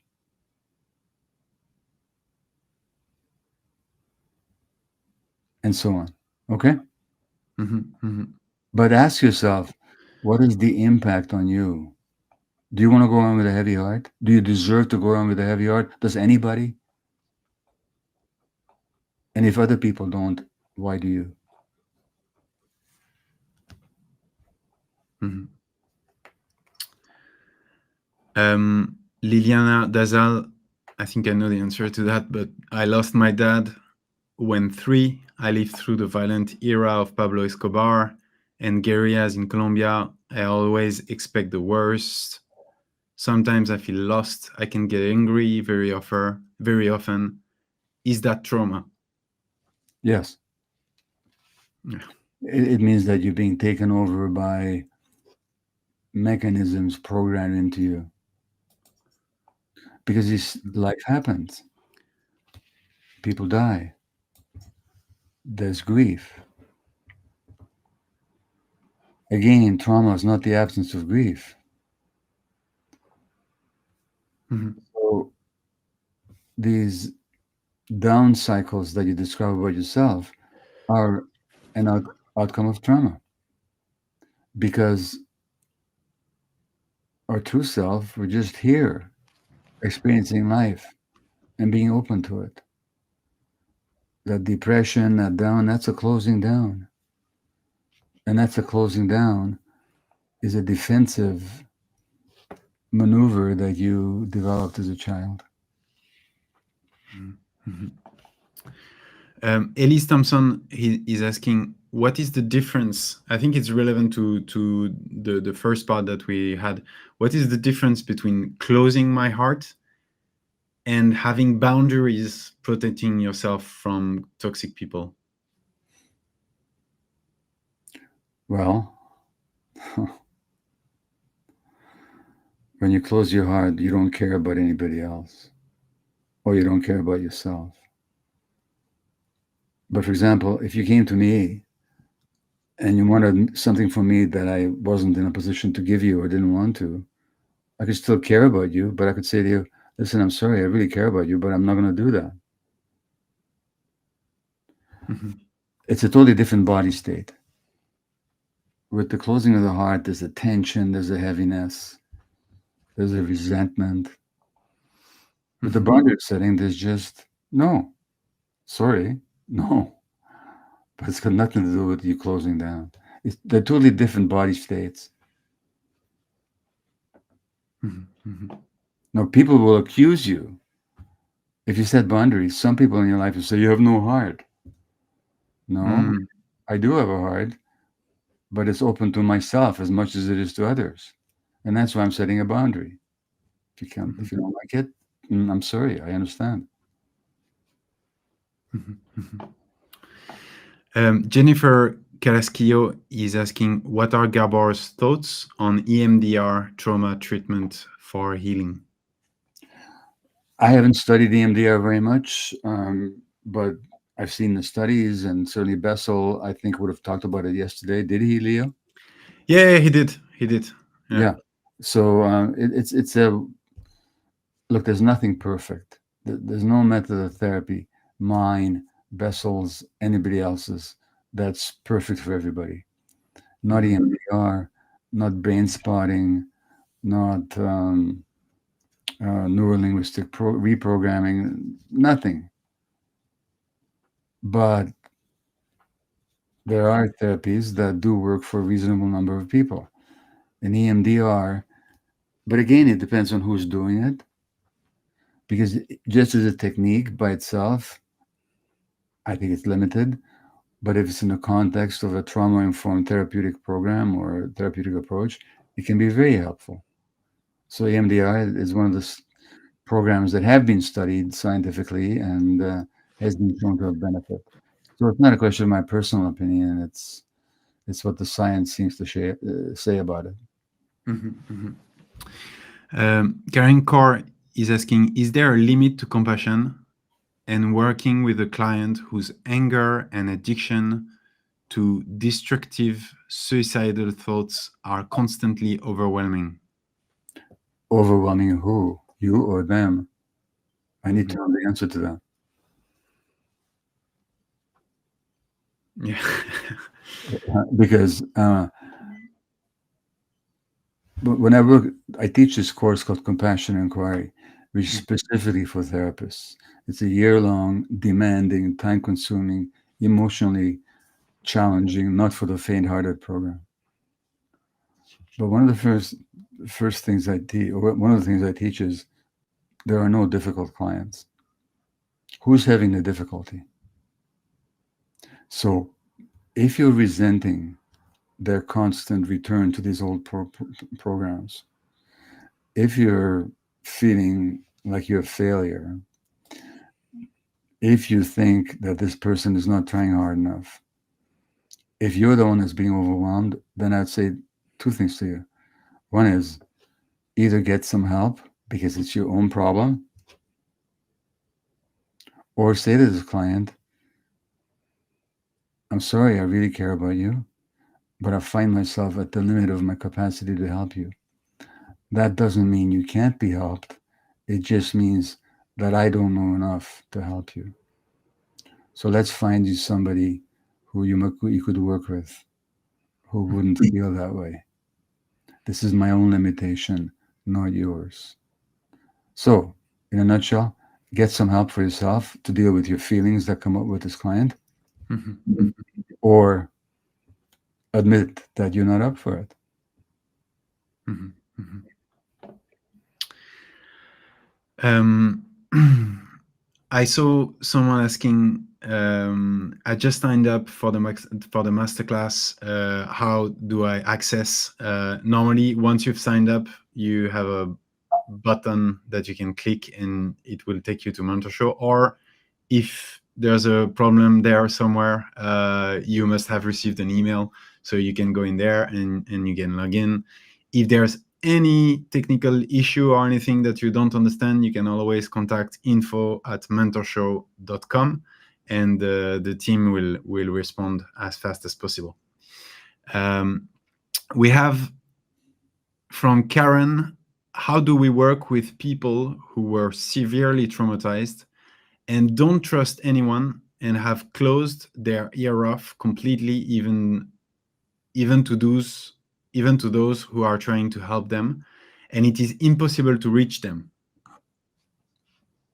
Well, first of all, there's an assumption in what you say, and the Mhm. assumption is that it's impossible to reach them. How do you know? All you know is that you haven't been able to reach them. So maybe you're right, but just because you tell me that they're impossible to reach doesn't convince me. Could be that you just haven't found a way to reach them. Maybe they trigger something in you. Maybe they bring you up against your own limitations. So then it's very similar to what I said to somebody before. Um, if and I don't know who this person is in your life. Are you a therapist, and is this a client, or is this a relative or a friend? Um, but just because you find it impossible to reach them doesn't mean that they're impossible to reach. Mm-hmm. And they then need to be referred to somebody who's confident, or you need to work on your own approach. Mm-hmm. But and you're not obligated to take this on. I mean, don't put pressure on yourself. If this is something you choose to do, then you have to need to work on yourself. But you don't have to choose to do it. The whole world is not your responsibility.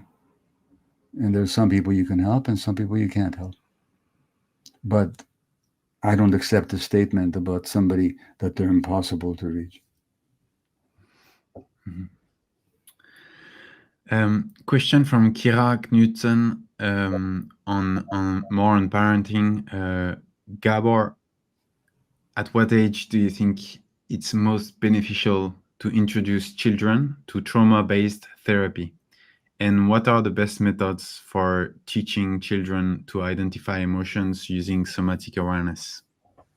Well, first of all, hopefully we raise kids that don't need trauma therapy. Yeah. Mm-hmm. The prevention is far more important to consider first than the treatment. Secondly, it Mm-hmm. depends on the age of the child. Young kids can do trauma therapy, but you don't call it trauma therapy. You know what you call it? You call it play therapy. You call it sand tray therapy. You Mm-hmm. call it art therapy. You call it music therapy. They don't go there to talk about trauma, but in sand tray, they'll act out their trauma and they'll have to resolve it, or in play therapy, or in art, or in music. So all these mechanisms um, are young, it depends on the age of the child, obviously. Mm-hmm. Mm-hmm. Jennifer asks, do you have a belief that most maladaptive behavior is rooted in attachments, as you have mentioned in regard to addiction? Yes, human beings are designed for attachment, for connection, for communality, for compassion. We have these needs that we're born with. If those needs are met, there'll be no maladaptive behavior. And by the way, what we call maladaptive was perfectly adaptive at a certain point. But later on, like for example, attention problems. Um, my view, for example, for attention difficulties is that the tuning out, the absent-mindedness, at some point was a coping mechanism. When there's too much stress in the environment, a child can't leave the situation or change it. So what can they do? One thing they do, they tune out. And when are they tuning out? When their brain is developed, because the brain develops in interaction with the environment. Physiologically, that's just a fact. It develops in relationship to our attachment relationships. That's just a physiological fact. Even though if most doctors don't know that, but that's just the science. So that tuning out to a young child who's stressed because the parents are stressed or the parents are depressed or it's a difficult situation or a war situation and the child tunes out, that's perfectly adaptive. There's nothing maladaptive about it.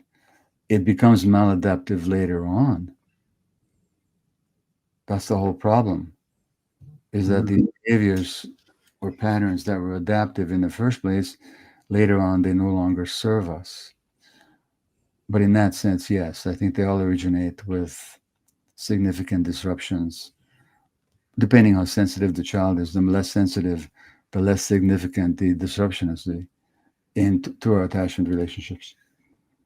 Mhm. I'm gonna answer a few questions on the Heal course and give Gabor a little bit of a rest because I'm firing up so many questions now. Um, is there material on compassion in the Heal masterclass? Yes, there's material on compassion. There's a whole section on it, and there's masterclass go over how to practice compassionate inquiry. Yes, so there's a theoretical part, and then there's how to how did we name it? How to put in practice compassionate inquiry in your life, and there are written exercises there that you can do to practice this. Is the Yeah, healing program? Leo, I wanted to say something here, though. Yeah. Nobody should confuse the professional compassion inquiry training Yes. with what we offer in the mentorship program. Yeah. Of course. Yes, the HEAL program does introduce compassionate inquiry for the lay person in the context of their own lives. But the Mhm. actual professional training, that's a totally different program, just to make that distinction. Exactly. Yeah. Thanks for clarifying this. Question from Yachini: is the healing program different from the masterclass?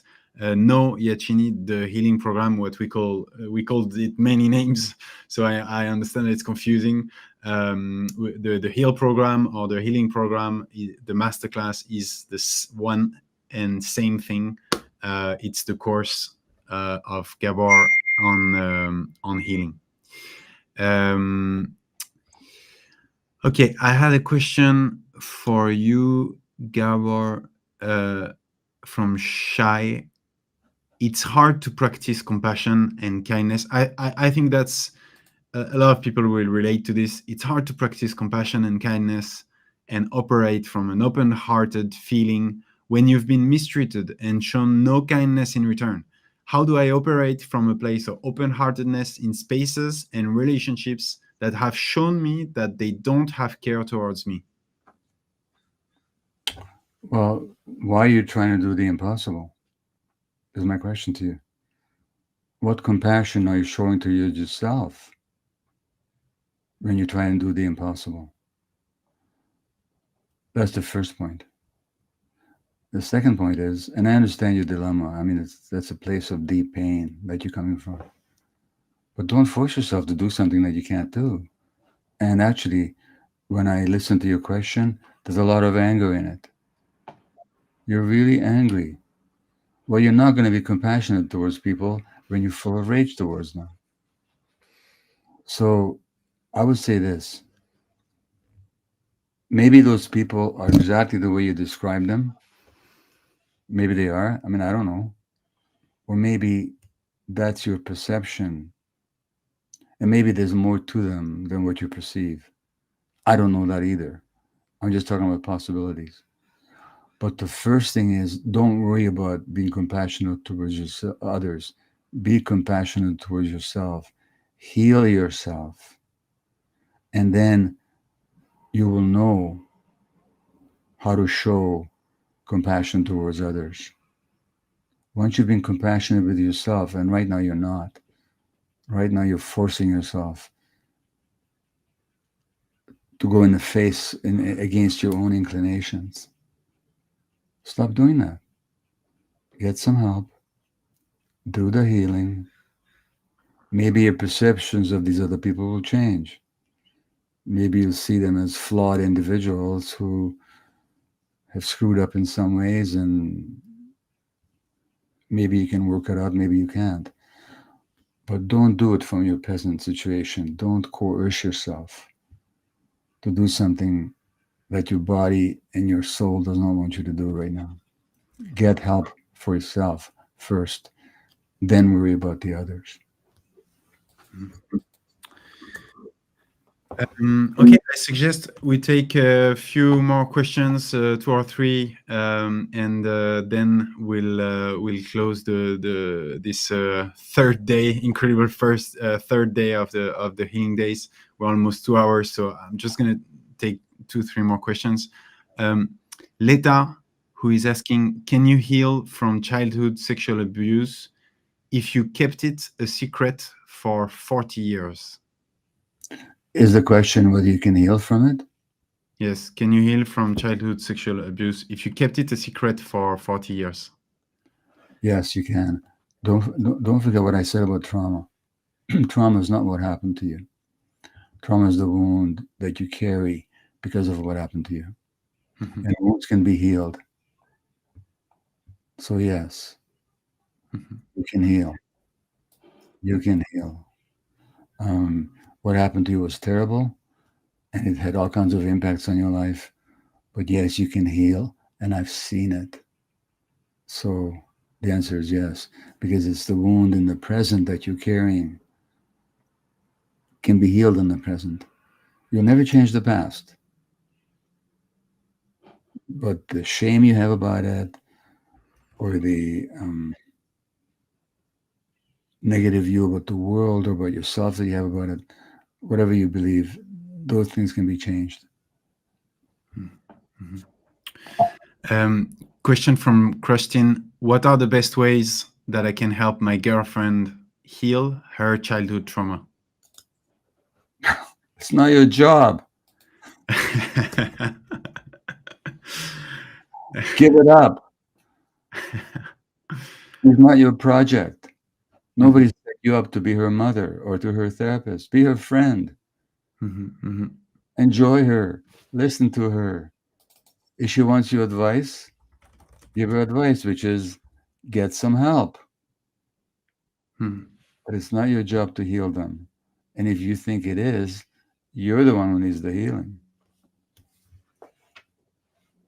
mhm, Now, naturally, you desire a girlfriend to heal.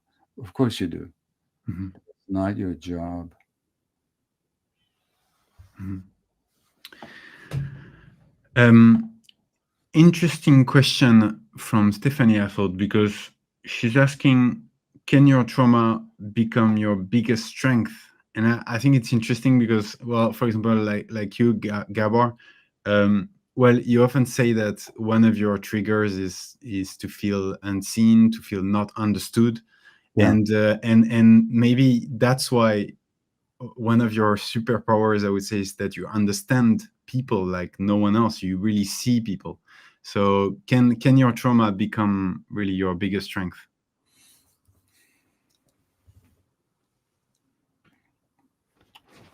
It can, but it takes a lot of work. And the more you're stuck in the trauma, the less effective that strength becomes. So, yeah, we do develop these. Look, there's a lot of successful people out there who are totally driven and they're very successful, adept, and accomplished in the business world because they drive themselves so hard because they don't feel fundamentally that they're worth anything unless they've achieved something out there. So you might say their trauma is their biggest strength, but is it? Is it Mhm, good for them to be that driven? Are they happy inside? Are they complete? So the response to trauma can give us certain powers that seem to work in the world. But I'd be careful about making that equation. Um, what is true is trauma that is worked through can become a tremendous teacher to you and a tremendous support to you. And let me tell you something. When I was working in the downtown east side um, with these highly drug addicted clients who were literally killing themselves, but so often I heard them say, Doc, if I ever work my way out of this, I'm going to dedicate the rest of my life to make sure that nobody else suffers the way that I suffered. So that dealing with the trauma in some people can awake tremendous compassion and commitment. Yes, it can work that way. But you can't employ it fully until you worked it through within yourself. all right, I think that's the right way to end this Q&A session, and actually this whole third day of the healing days. I think we had a very special moment here. So obviously, thank you, Gabor, for really invaluable insights, and also thank you everyone in the chat because it was really insane in there in terms of amount of people, but also very good energy. So thank you, everyone. Thank you also to everyone who's already joining the Heal program. It's thanks to you that we can do these events. And I just want to take a second to also thank the many people who've worked on this Heal masterclass. There's about 50 people who worked on it really hard. And the main of them is you, Gabor. So thank you for your trust and this really incredible work that you did. Hoping that it's gonna help many people, change many lives. And so everyone, if some of you want to stay after, we're gonna play the teaser of the masterclass now, and we're also gonna play the first lesson. I will stay a little bit after that to answer if you have questions about the course. All right, thank you everyone, and thank you, Gabor. Thank you, Leo. Bye-bye. Bye-bye, see you soon.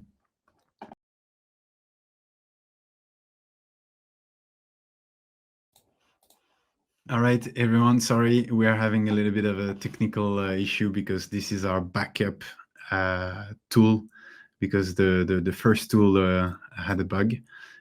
So we are charging the videos that we want to show you, the teaser and the first lesson. It's gonna come in 2-3 minutes. In the meantime, I can answer questions if you have some about the Heal program. I can see, do you participate and interact with other trauma survivors during the masterclass? So I don't know who is you.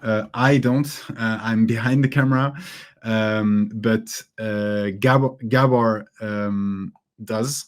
So he interacts with. We selected about 20 people out of 500 was the casting, more or less. And very different profile, but they had all one thing in common, which is that they were trauma survivors. So the answer is yes. Is there going to be a replay of these first 2 days? The answer is yes. There's a replay in the masterclass. So if you join the masterclass, you will have a replay of the 3 complete days, so that you can start again doing the meditation, the incredible meditation of Marisa, and the other exercises that we saw. What is your beautiful accent? I am French. So yeah, it's a French accent. I'm quite surprised that you noticed. Actually, I didn't think it was that obvious. Are all your classes in English? There are a lot of classes in French, but they are subtitled, and some of them are even dubbed in English.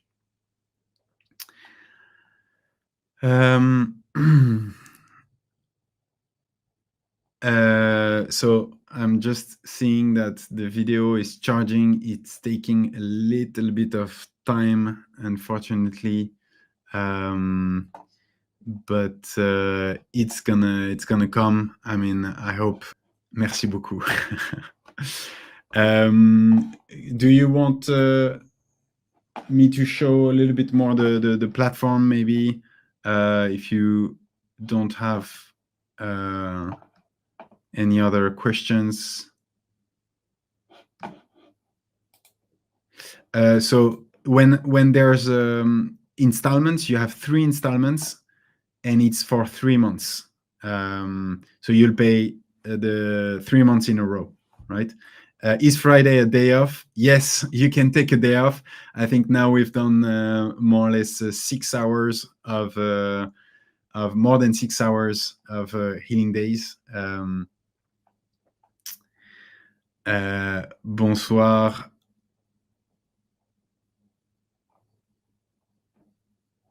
Do you do the masterclass in your own time, or are they dated, timed lessons released weekly? No, when you buy the course, you have everything at once. So you can, it's like on Netflix.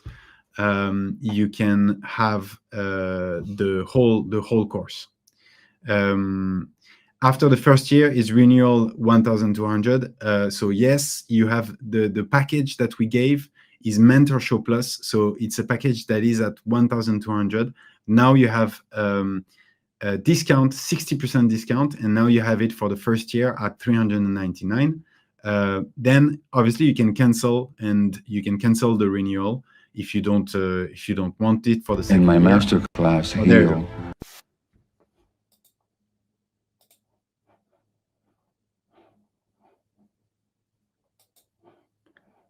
I think it is still charging for some reason. How do I stop the renewal fee? You can go in your account and cancel, or you can just, if there's anything, you can send an email to info@mentorshow.com and they can do it for you. How can I buy it? You can buy it by scanning the QR code, or you can also type in Google in your internet bar mtor.sh/heal, HEAL. So 399 is for 1 year, yes. Do I get a certificate upon completion? Right now, we don't have a certificate. Is it possible to send questions during the program privately? You can send questions on the platform, but it's not really private. Then you can potentially ask questions during the coaching sessions. I think the video now is charged. I'm gonna ask to play it.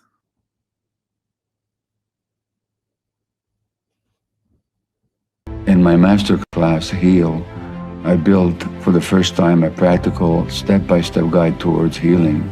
And now that's what I'm going to share here with you.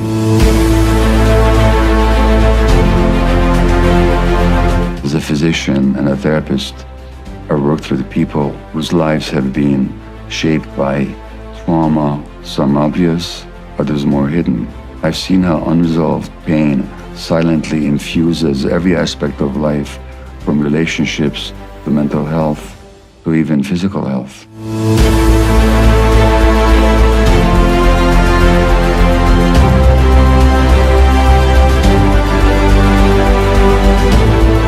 I've treated people facing the scars of narcissistic abuse, child abuse, sexual trauma, and many other wounds, big and small. And through this, I've developed a structured approach to healing trauma that can transform suffering into resilience and into strength.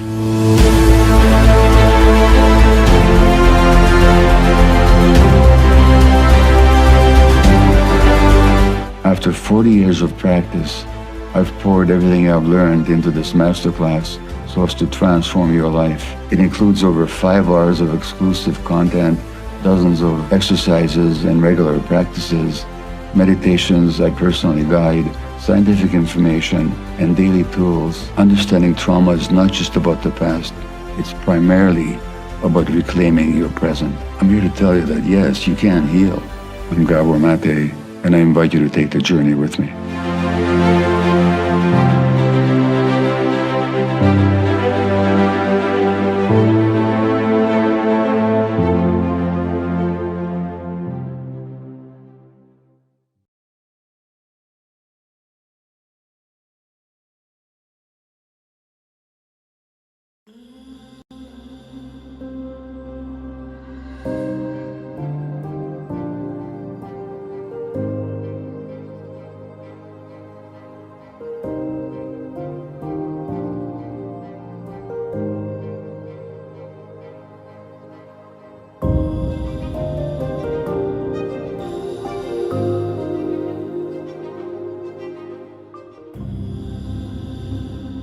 Welcome to this masterclass. My name is Gabor. I'll be your mentor and guide throughout this process, the intention of which is to understand what trauma is in our lives and the healing of trauma.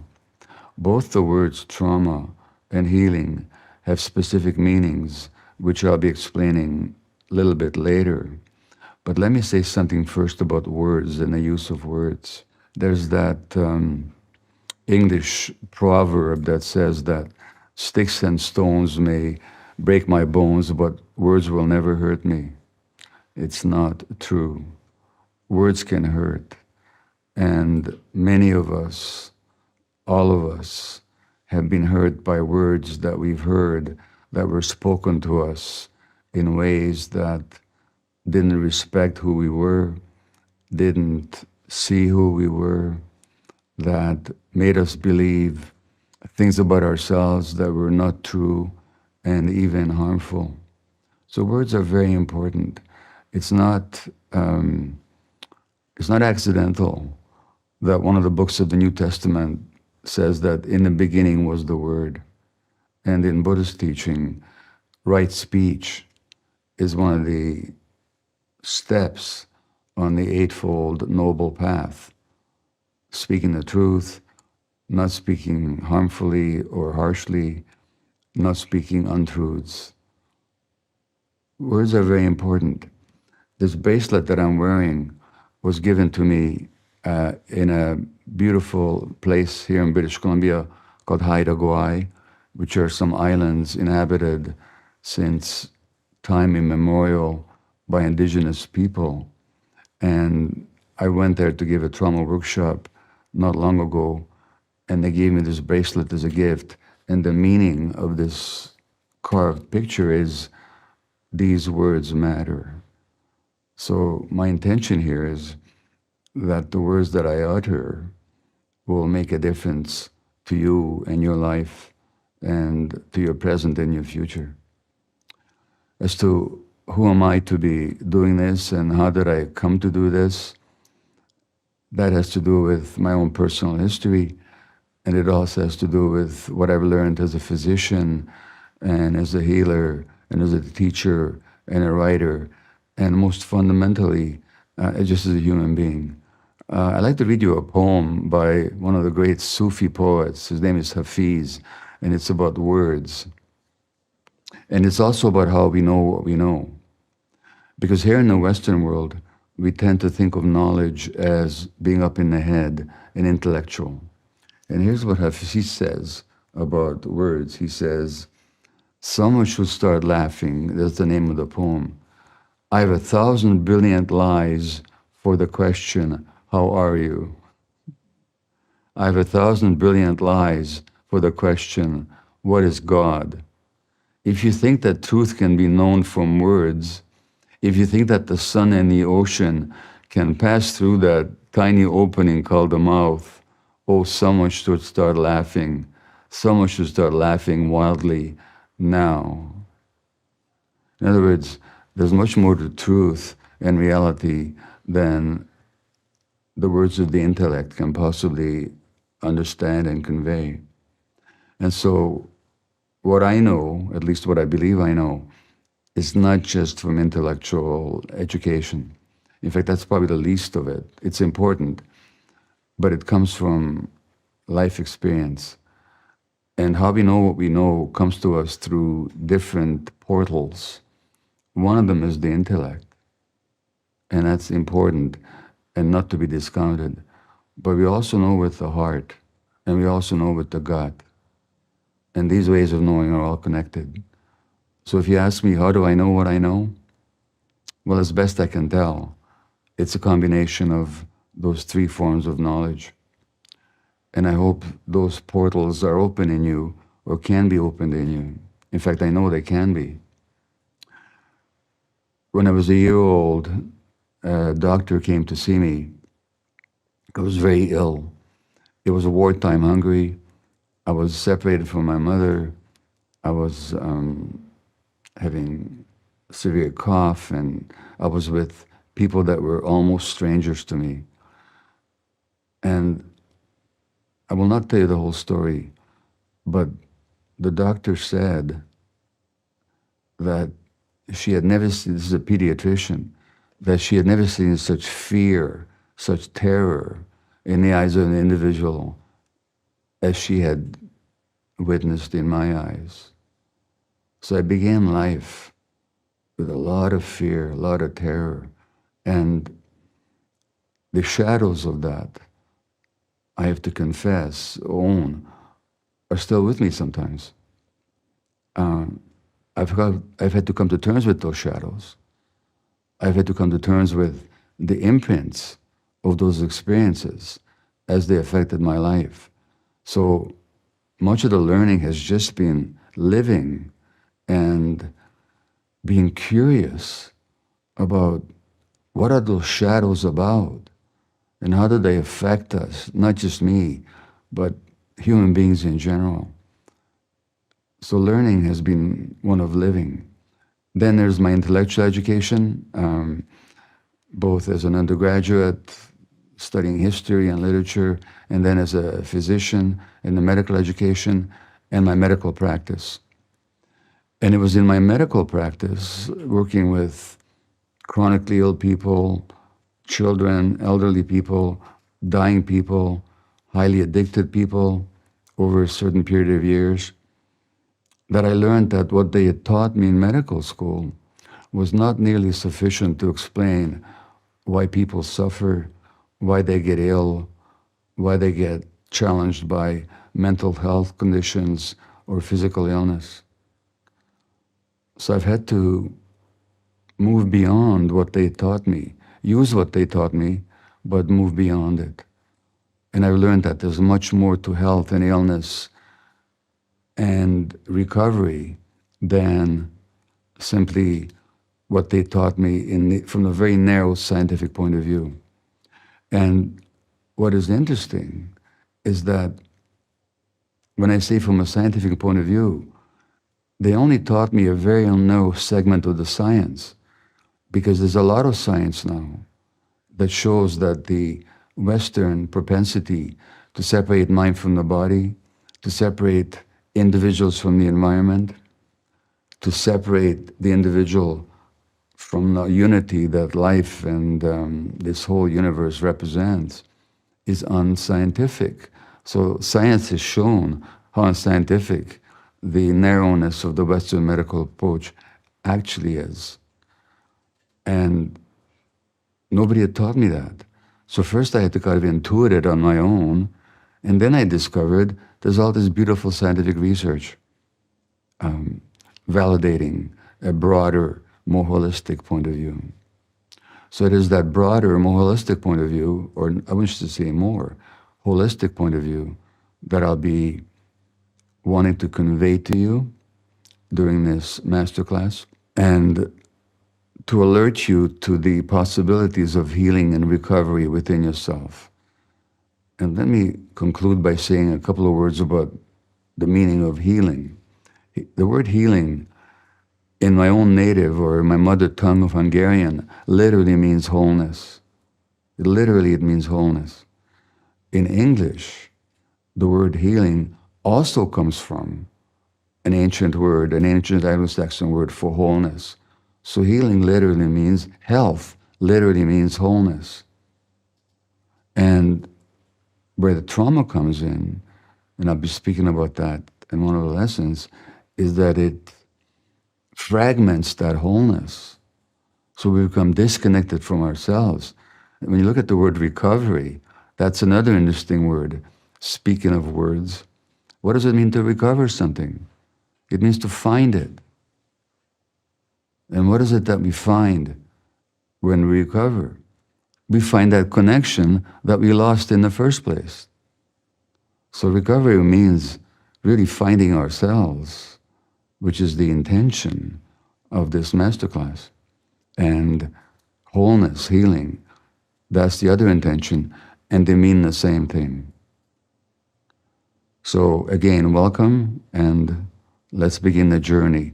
Just a bit of orientation as to how this is going to go. I'll be giving talks as I just have. Then we'll be introducing exercises. Some of those exercises will be thought exercises. Some might be spoken. Some will be written.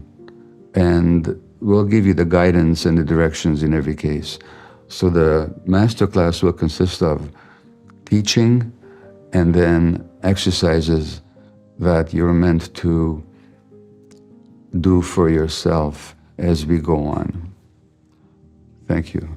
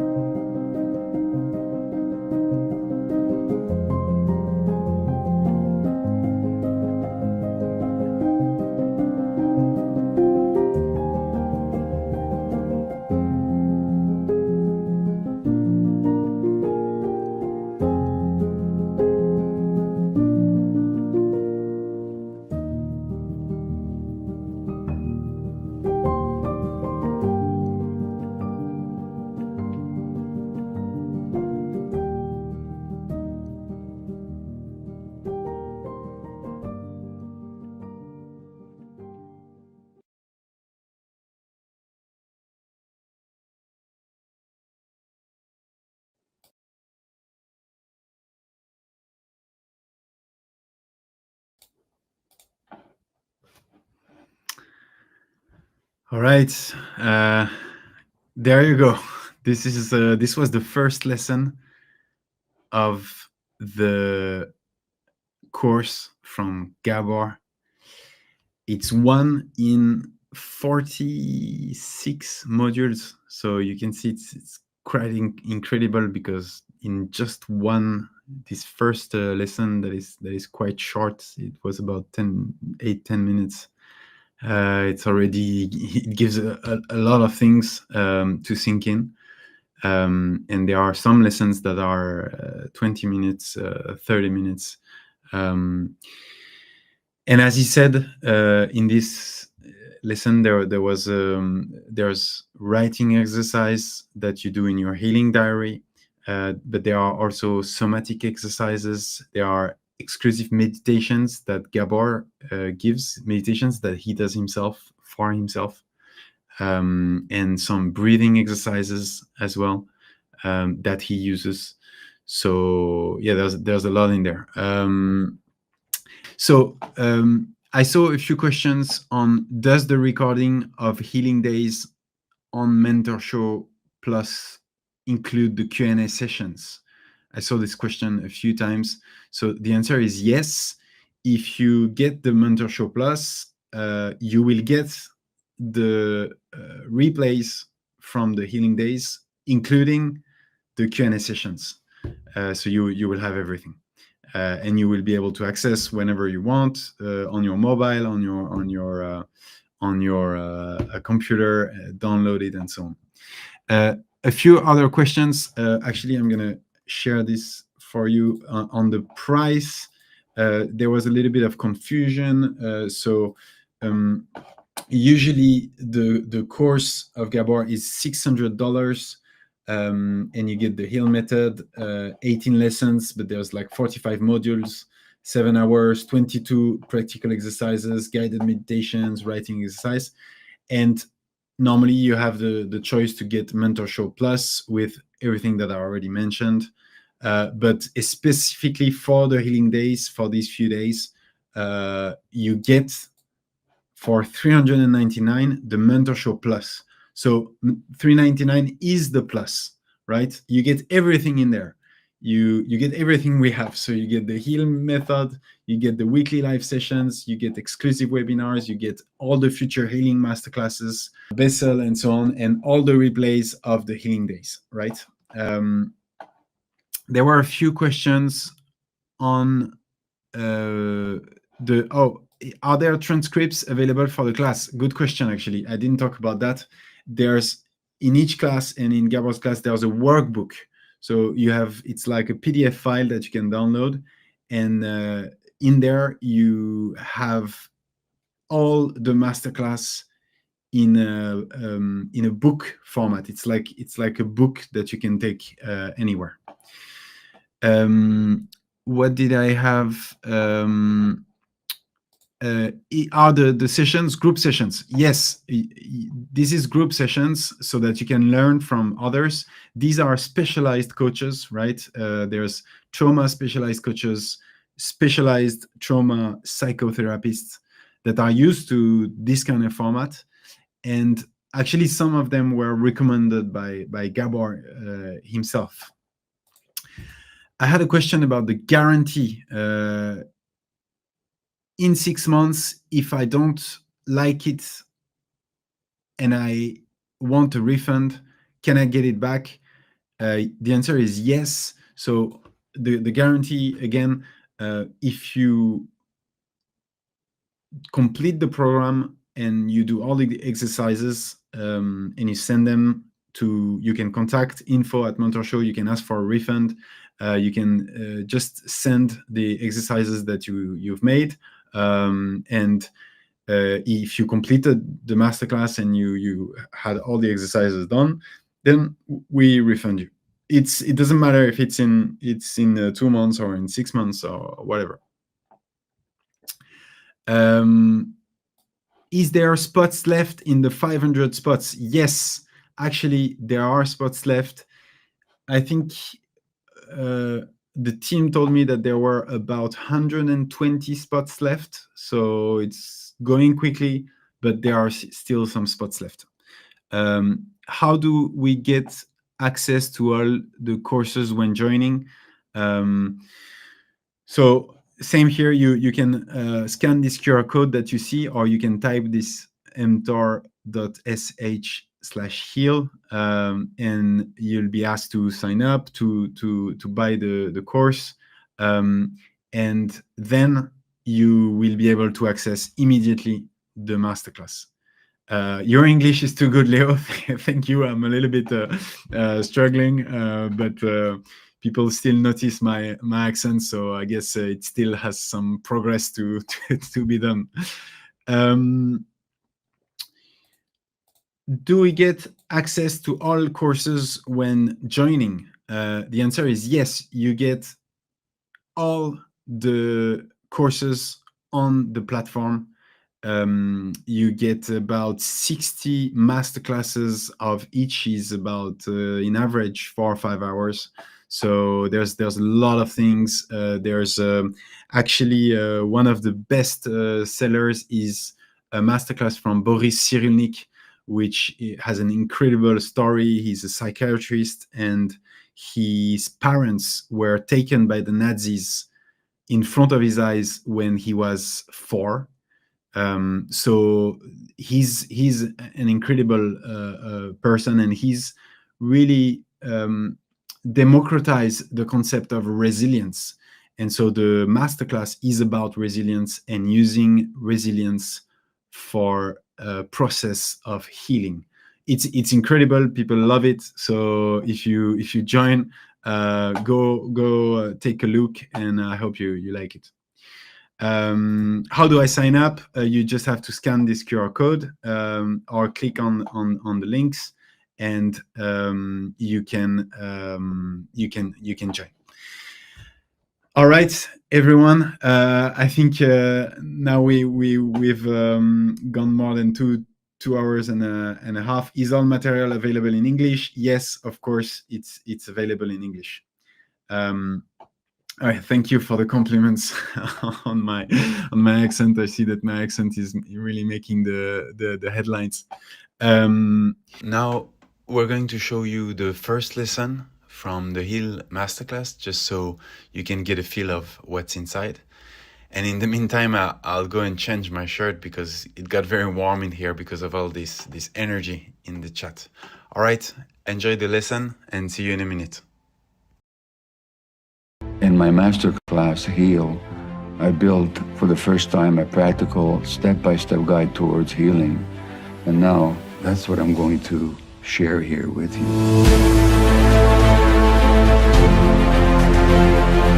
As a physician and a therapist, I worked with people whose lives have been shaped by trauma, some obvious, others more hidden. I've seen how unresolved pain silently infuses every aspect of life, from relationships to mental health to even physical health.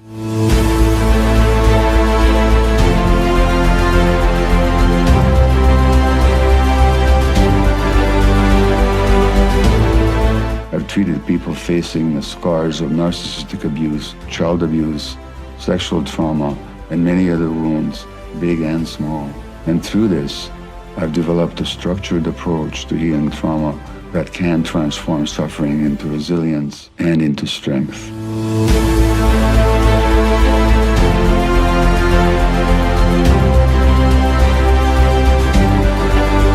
After 40 years of practice, I've poured everything I've learned into this masterclass so as to transform your life. It includes over 5 hours of exclusive content, dozens of exercises and regular practices, meditations I personally guide, scientific information, and daily tools. Understanding trauma is not just about the past.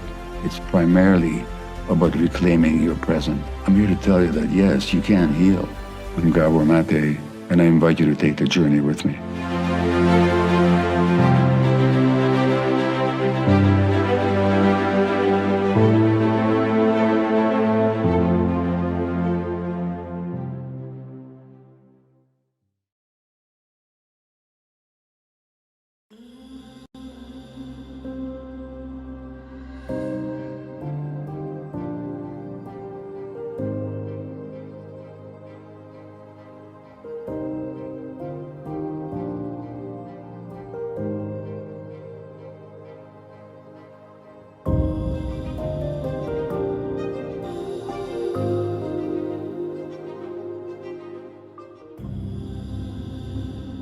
Welcome to this masterclass. My name is Gabor. I'll be your mentor and guide throughout this process, the intention of which is to understand what trauma is in our lives and the healing of trauma. Both the words trauma and healing have specific meanings, which I'll be explaining a little bit later. But let me say something first about words and the use of words. There's that English proverb that says that sticks and stones may break my bones, but words will never hurt me. It's not true. Words can hurt. And many of us, all of us, have been hurt by words that we've heard that were spoken to us in ways that didn't respect who we were, didn't see who we were, that made us believe things about ourselves that were not true and even harmful. So words are very important. It's not accidental that one of the books of the New Testament says that in the beginning was the Word. And in Buddhist teaching, right speech is one of the steps on the Eightfold Noble Path. Speaking the truth, not speaking harmfully or harshly, not speaking untruths. Words are very important. This bracelet that I'm wearing was given to me in a beautiful place here in British Columbia called Haida, which are some islands inhabited since time immemorial by indigenous people. And I went there to give a trauma workshop not long ago, and they gave me this bracelet as a gift. And the meaning of this carved picture is, these words matter. So my intention here is that the words that I utter will make a difference to you and your life and to your present and your future. As to who am I to be doing this and how did I come to do this, that has to do with my own personal history, and it also has to do with what I've learned as a physician and as a healer and as a teacher and a writer, and most fundamentally, just as a human being. I'd like to read you a poem by one of the great Sufi poets. His name is Hafiz, and it's about words. And it's also about how we know what we know. Because here in the Western world, we tend to think of knowledge as being up in the head and intellectual. And here's what Hafiz says about words. He says, someone should start laughing. That's the name of the poem. I have 1,000 brilliant lies for the question, how are you? I have 1,000 brilliant lies for the question, what is God? If you think that truth can be known from words, if you think that the sun and the ocean can pass through that tiny opening called the mouth, oh, someone should start laughing. Someone should start laughing wildly now. In other words, there's much more to truth and reality than the words of the intellect can possibly understand and convey. And so what I know, at least what I believe I know, is not just from intellectual education. In fact, that's probably the least of it. It's important, but it comes from life experience. And how we know what we know comes to us through different portals. One of them is the intellect, and that's important and not to be discounted. But we also know with the heart, and we also know with the gut. And these ways of knowing are all connected. So if you ask me, how do I know what I know? Well, as best I can tell, it's a combination of those three forms of knowledge. And I hope those portals are open in you or can be opened in you. In fact, I know they can be. When I was a year old, a doctor came to see me. I was very ill. It was a wartime Hungary. I was separated from my mother. I was having severe cough, and I was with people that were almost strangers to me.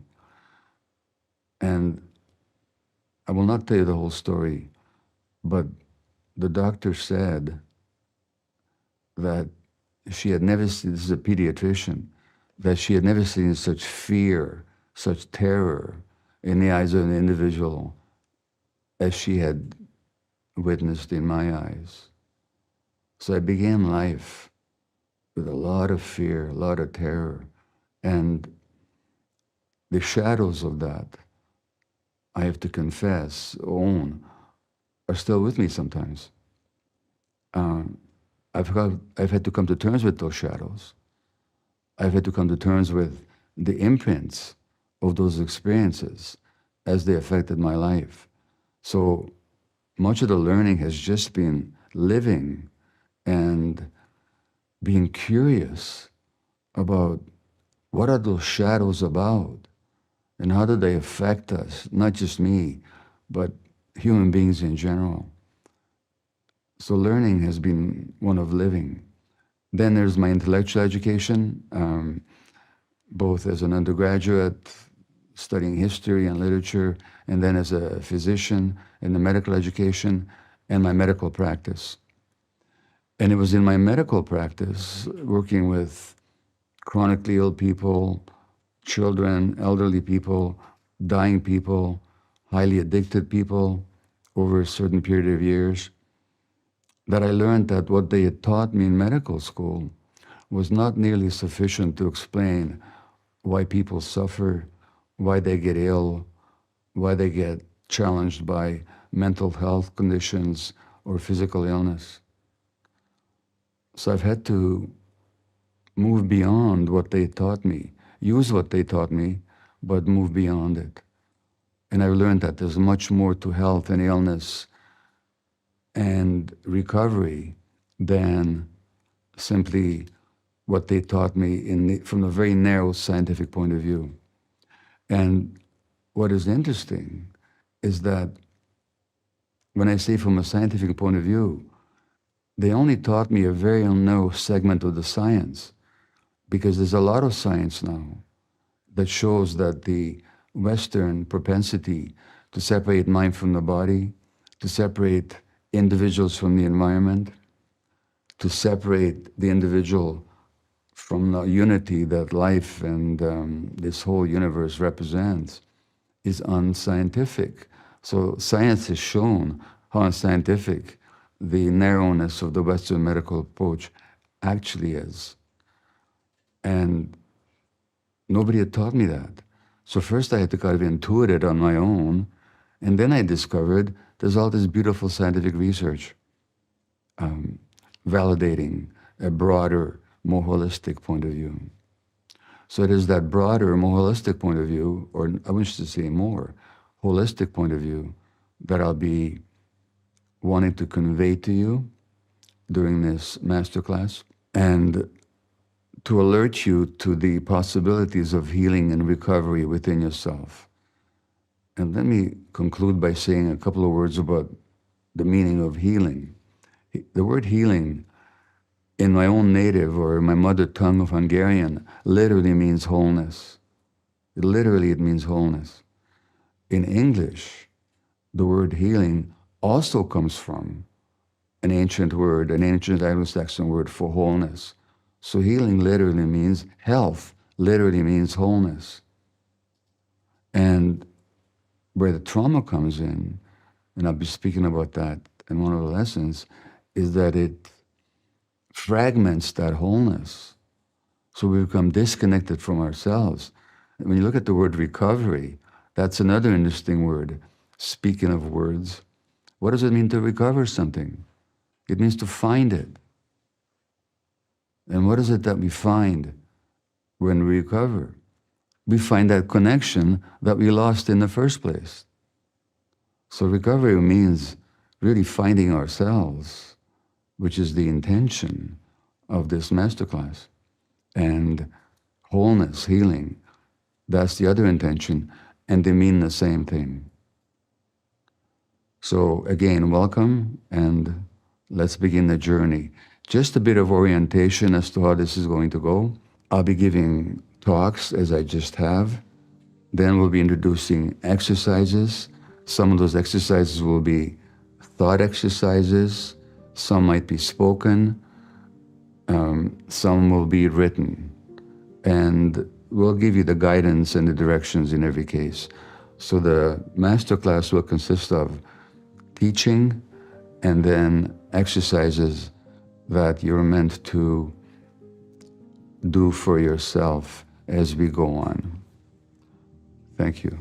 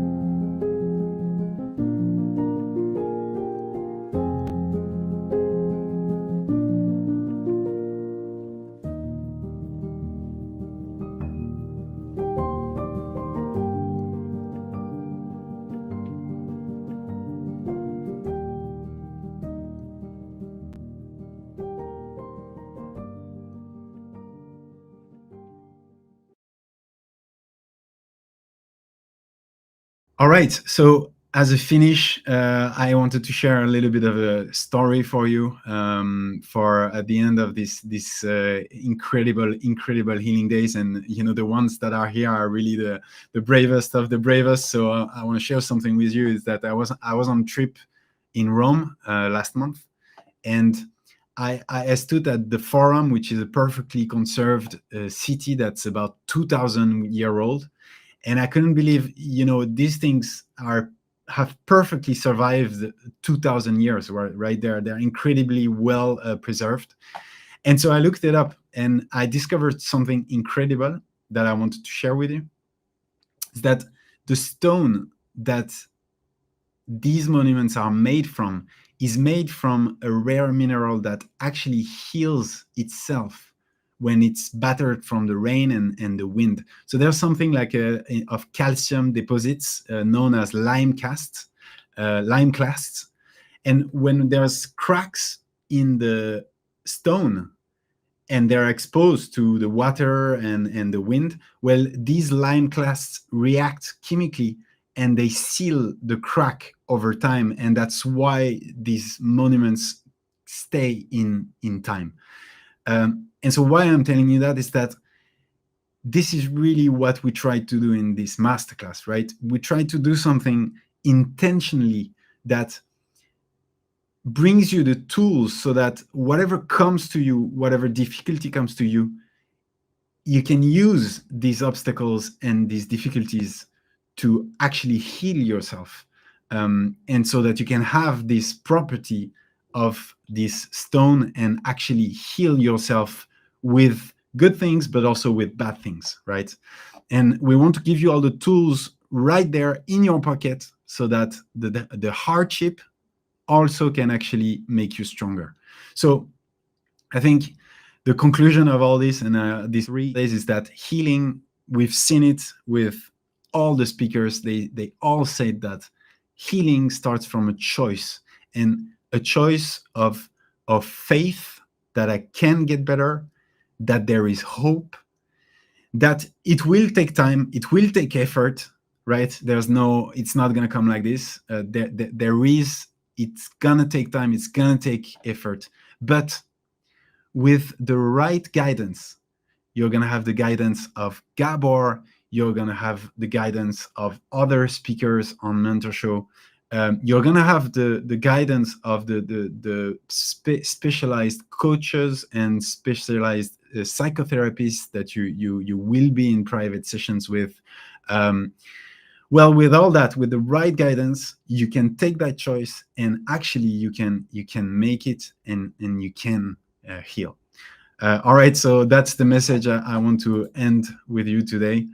Thank you, everyone. Thank you so much for sharing this time with us. I hope you liked it. I hope you got something from it. And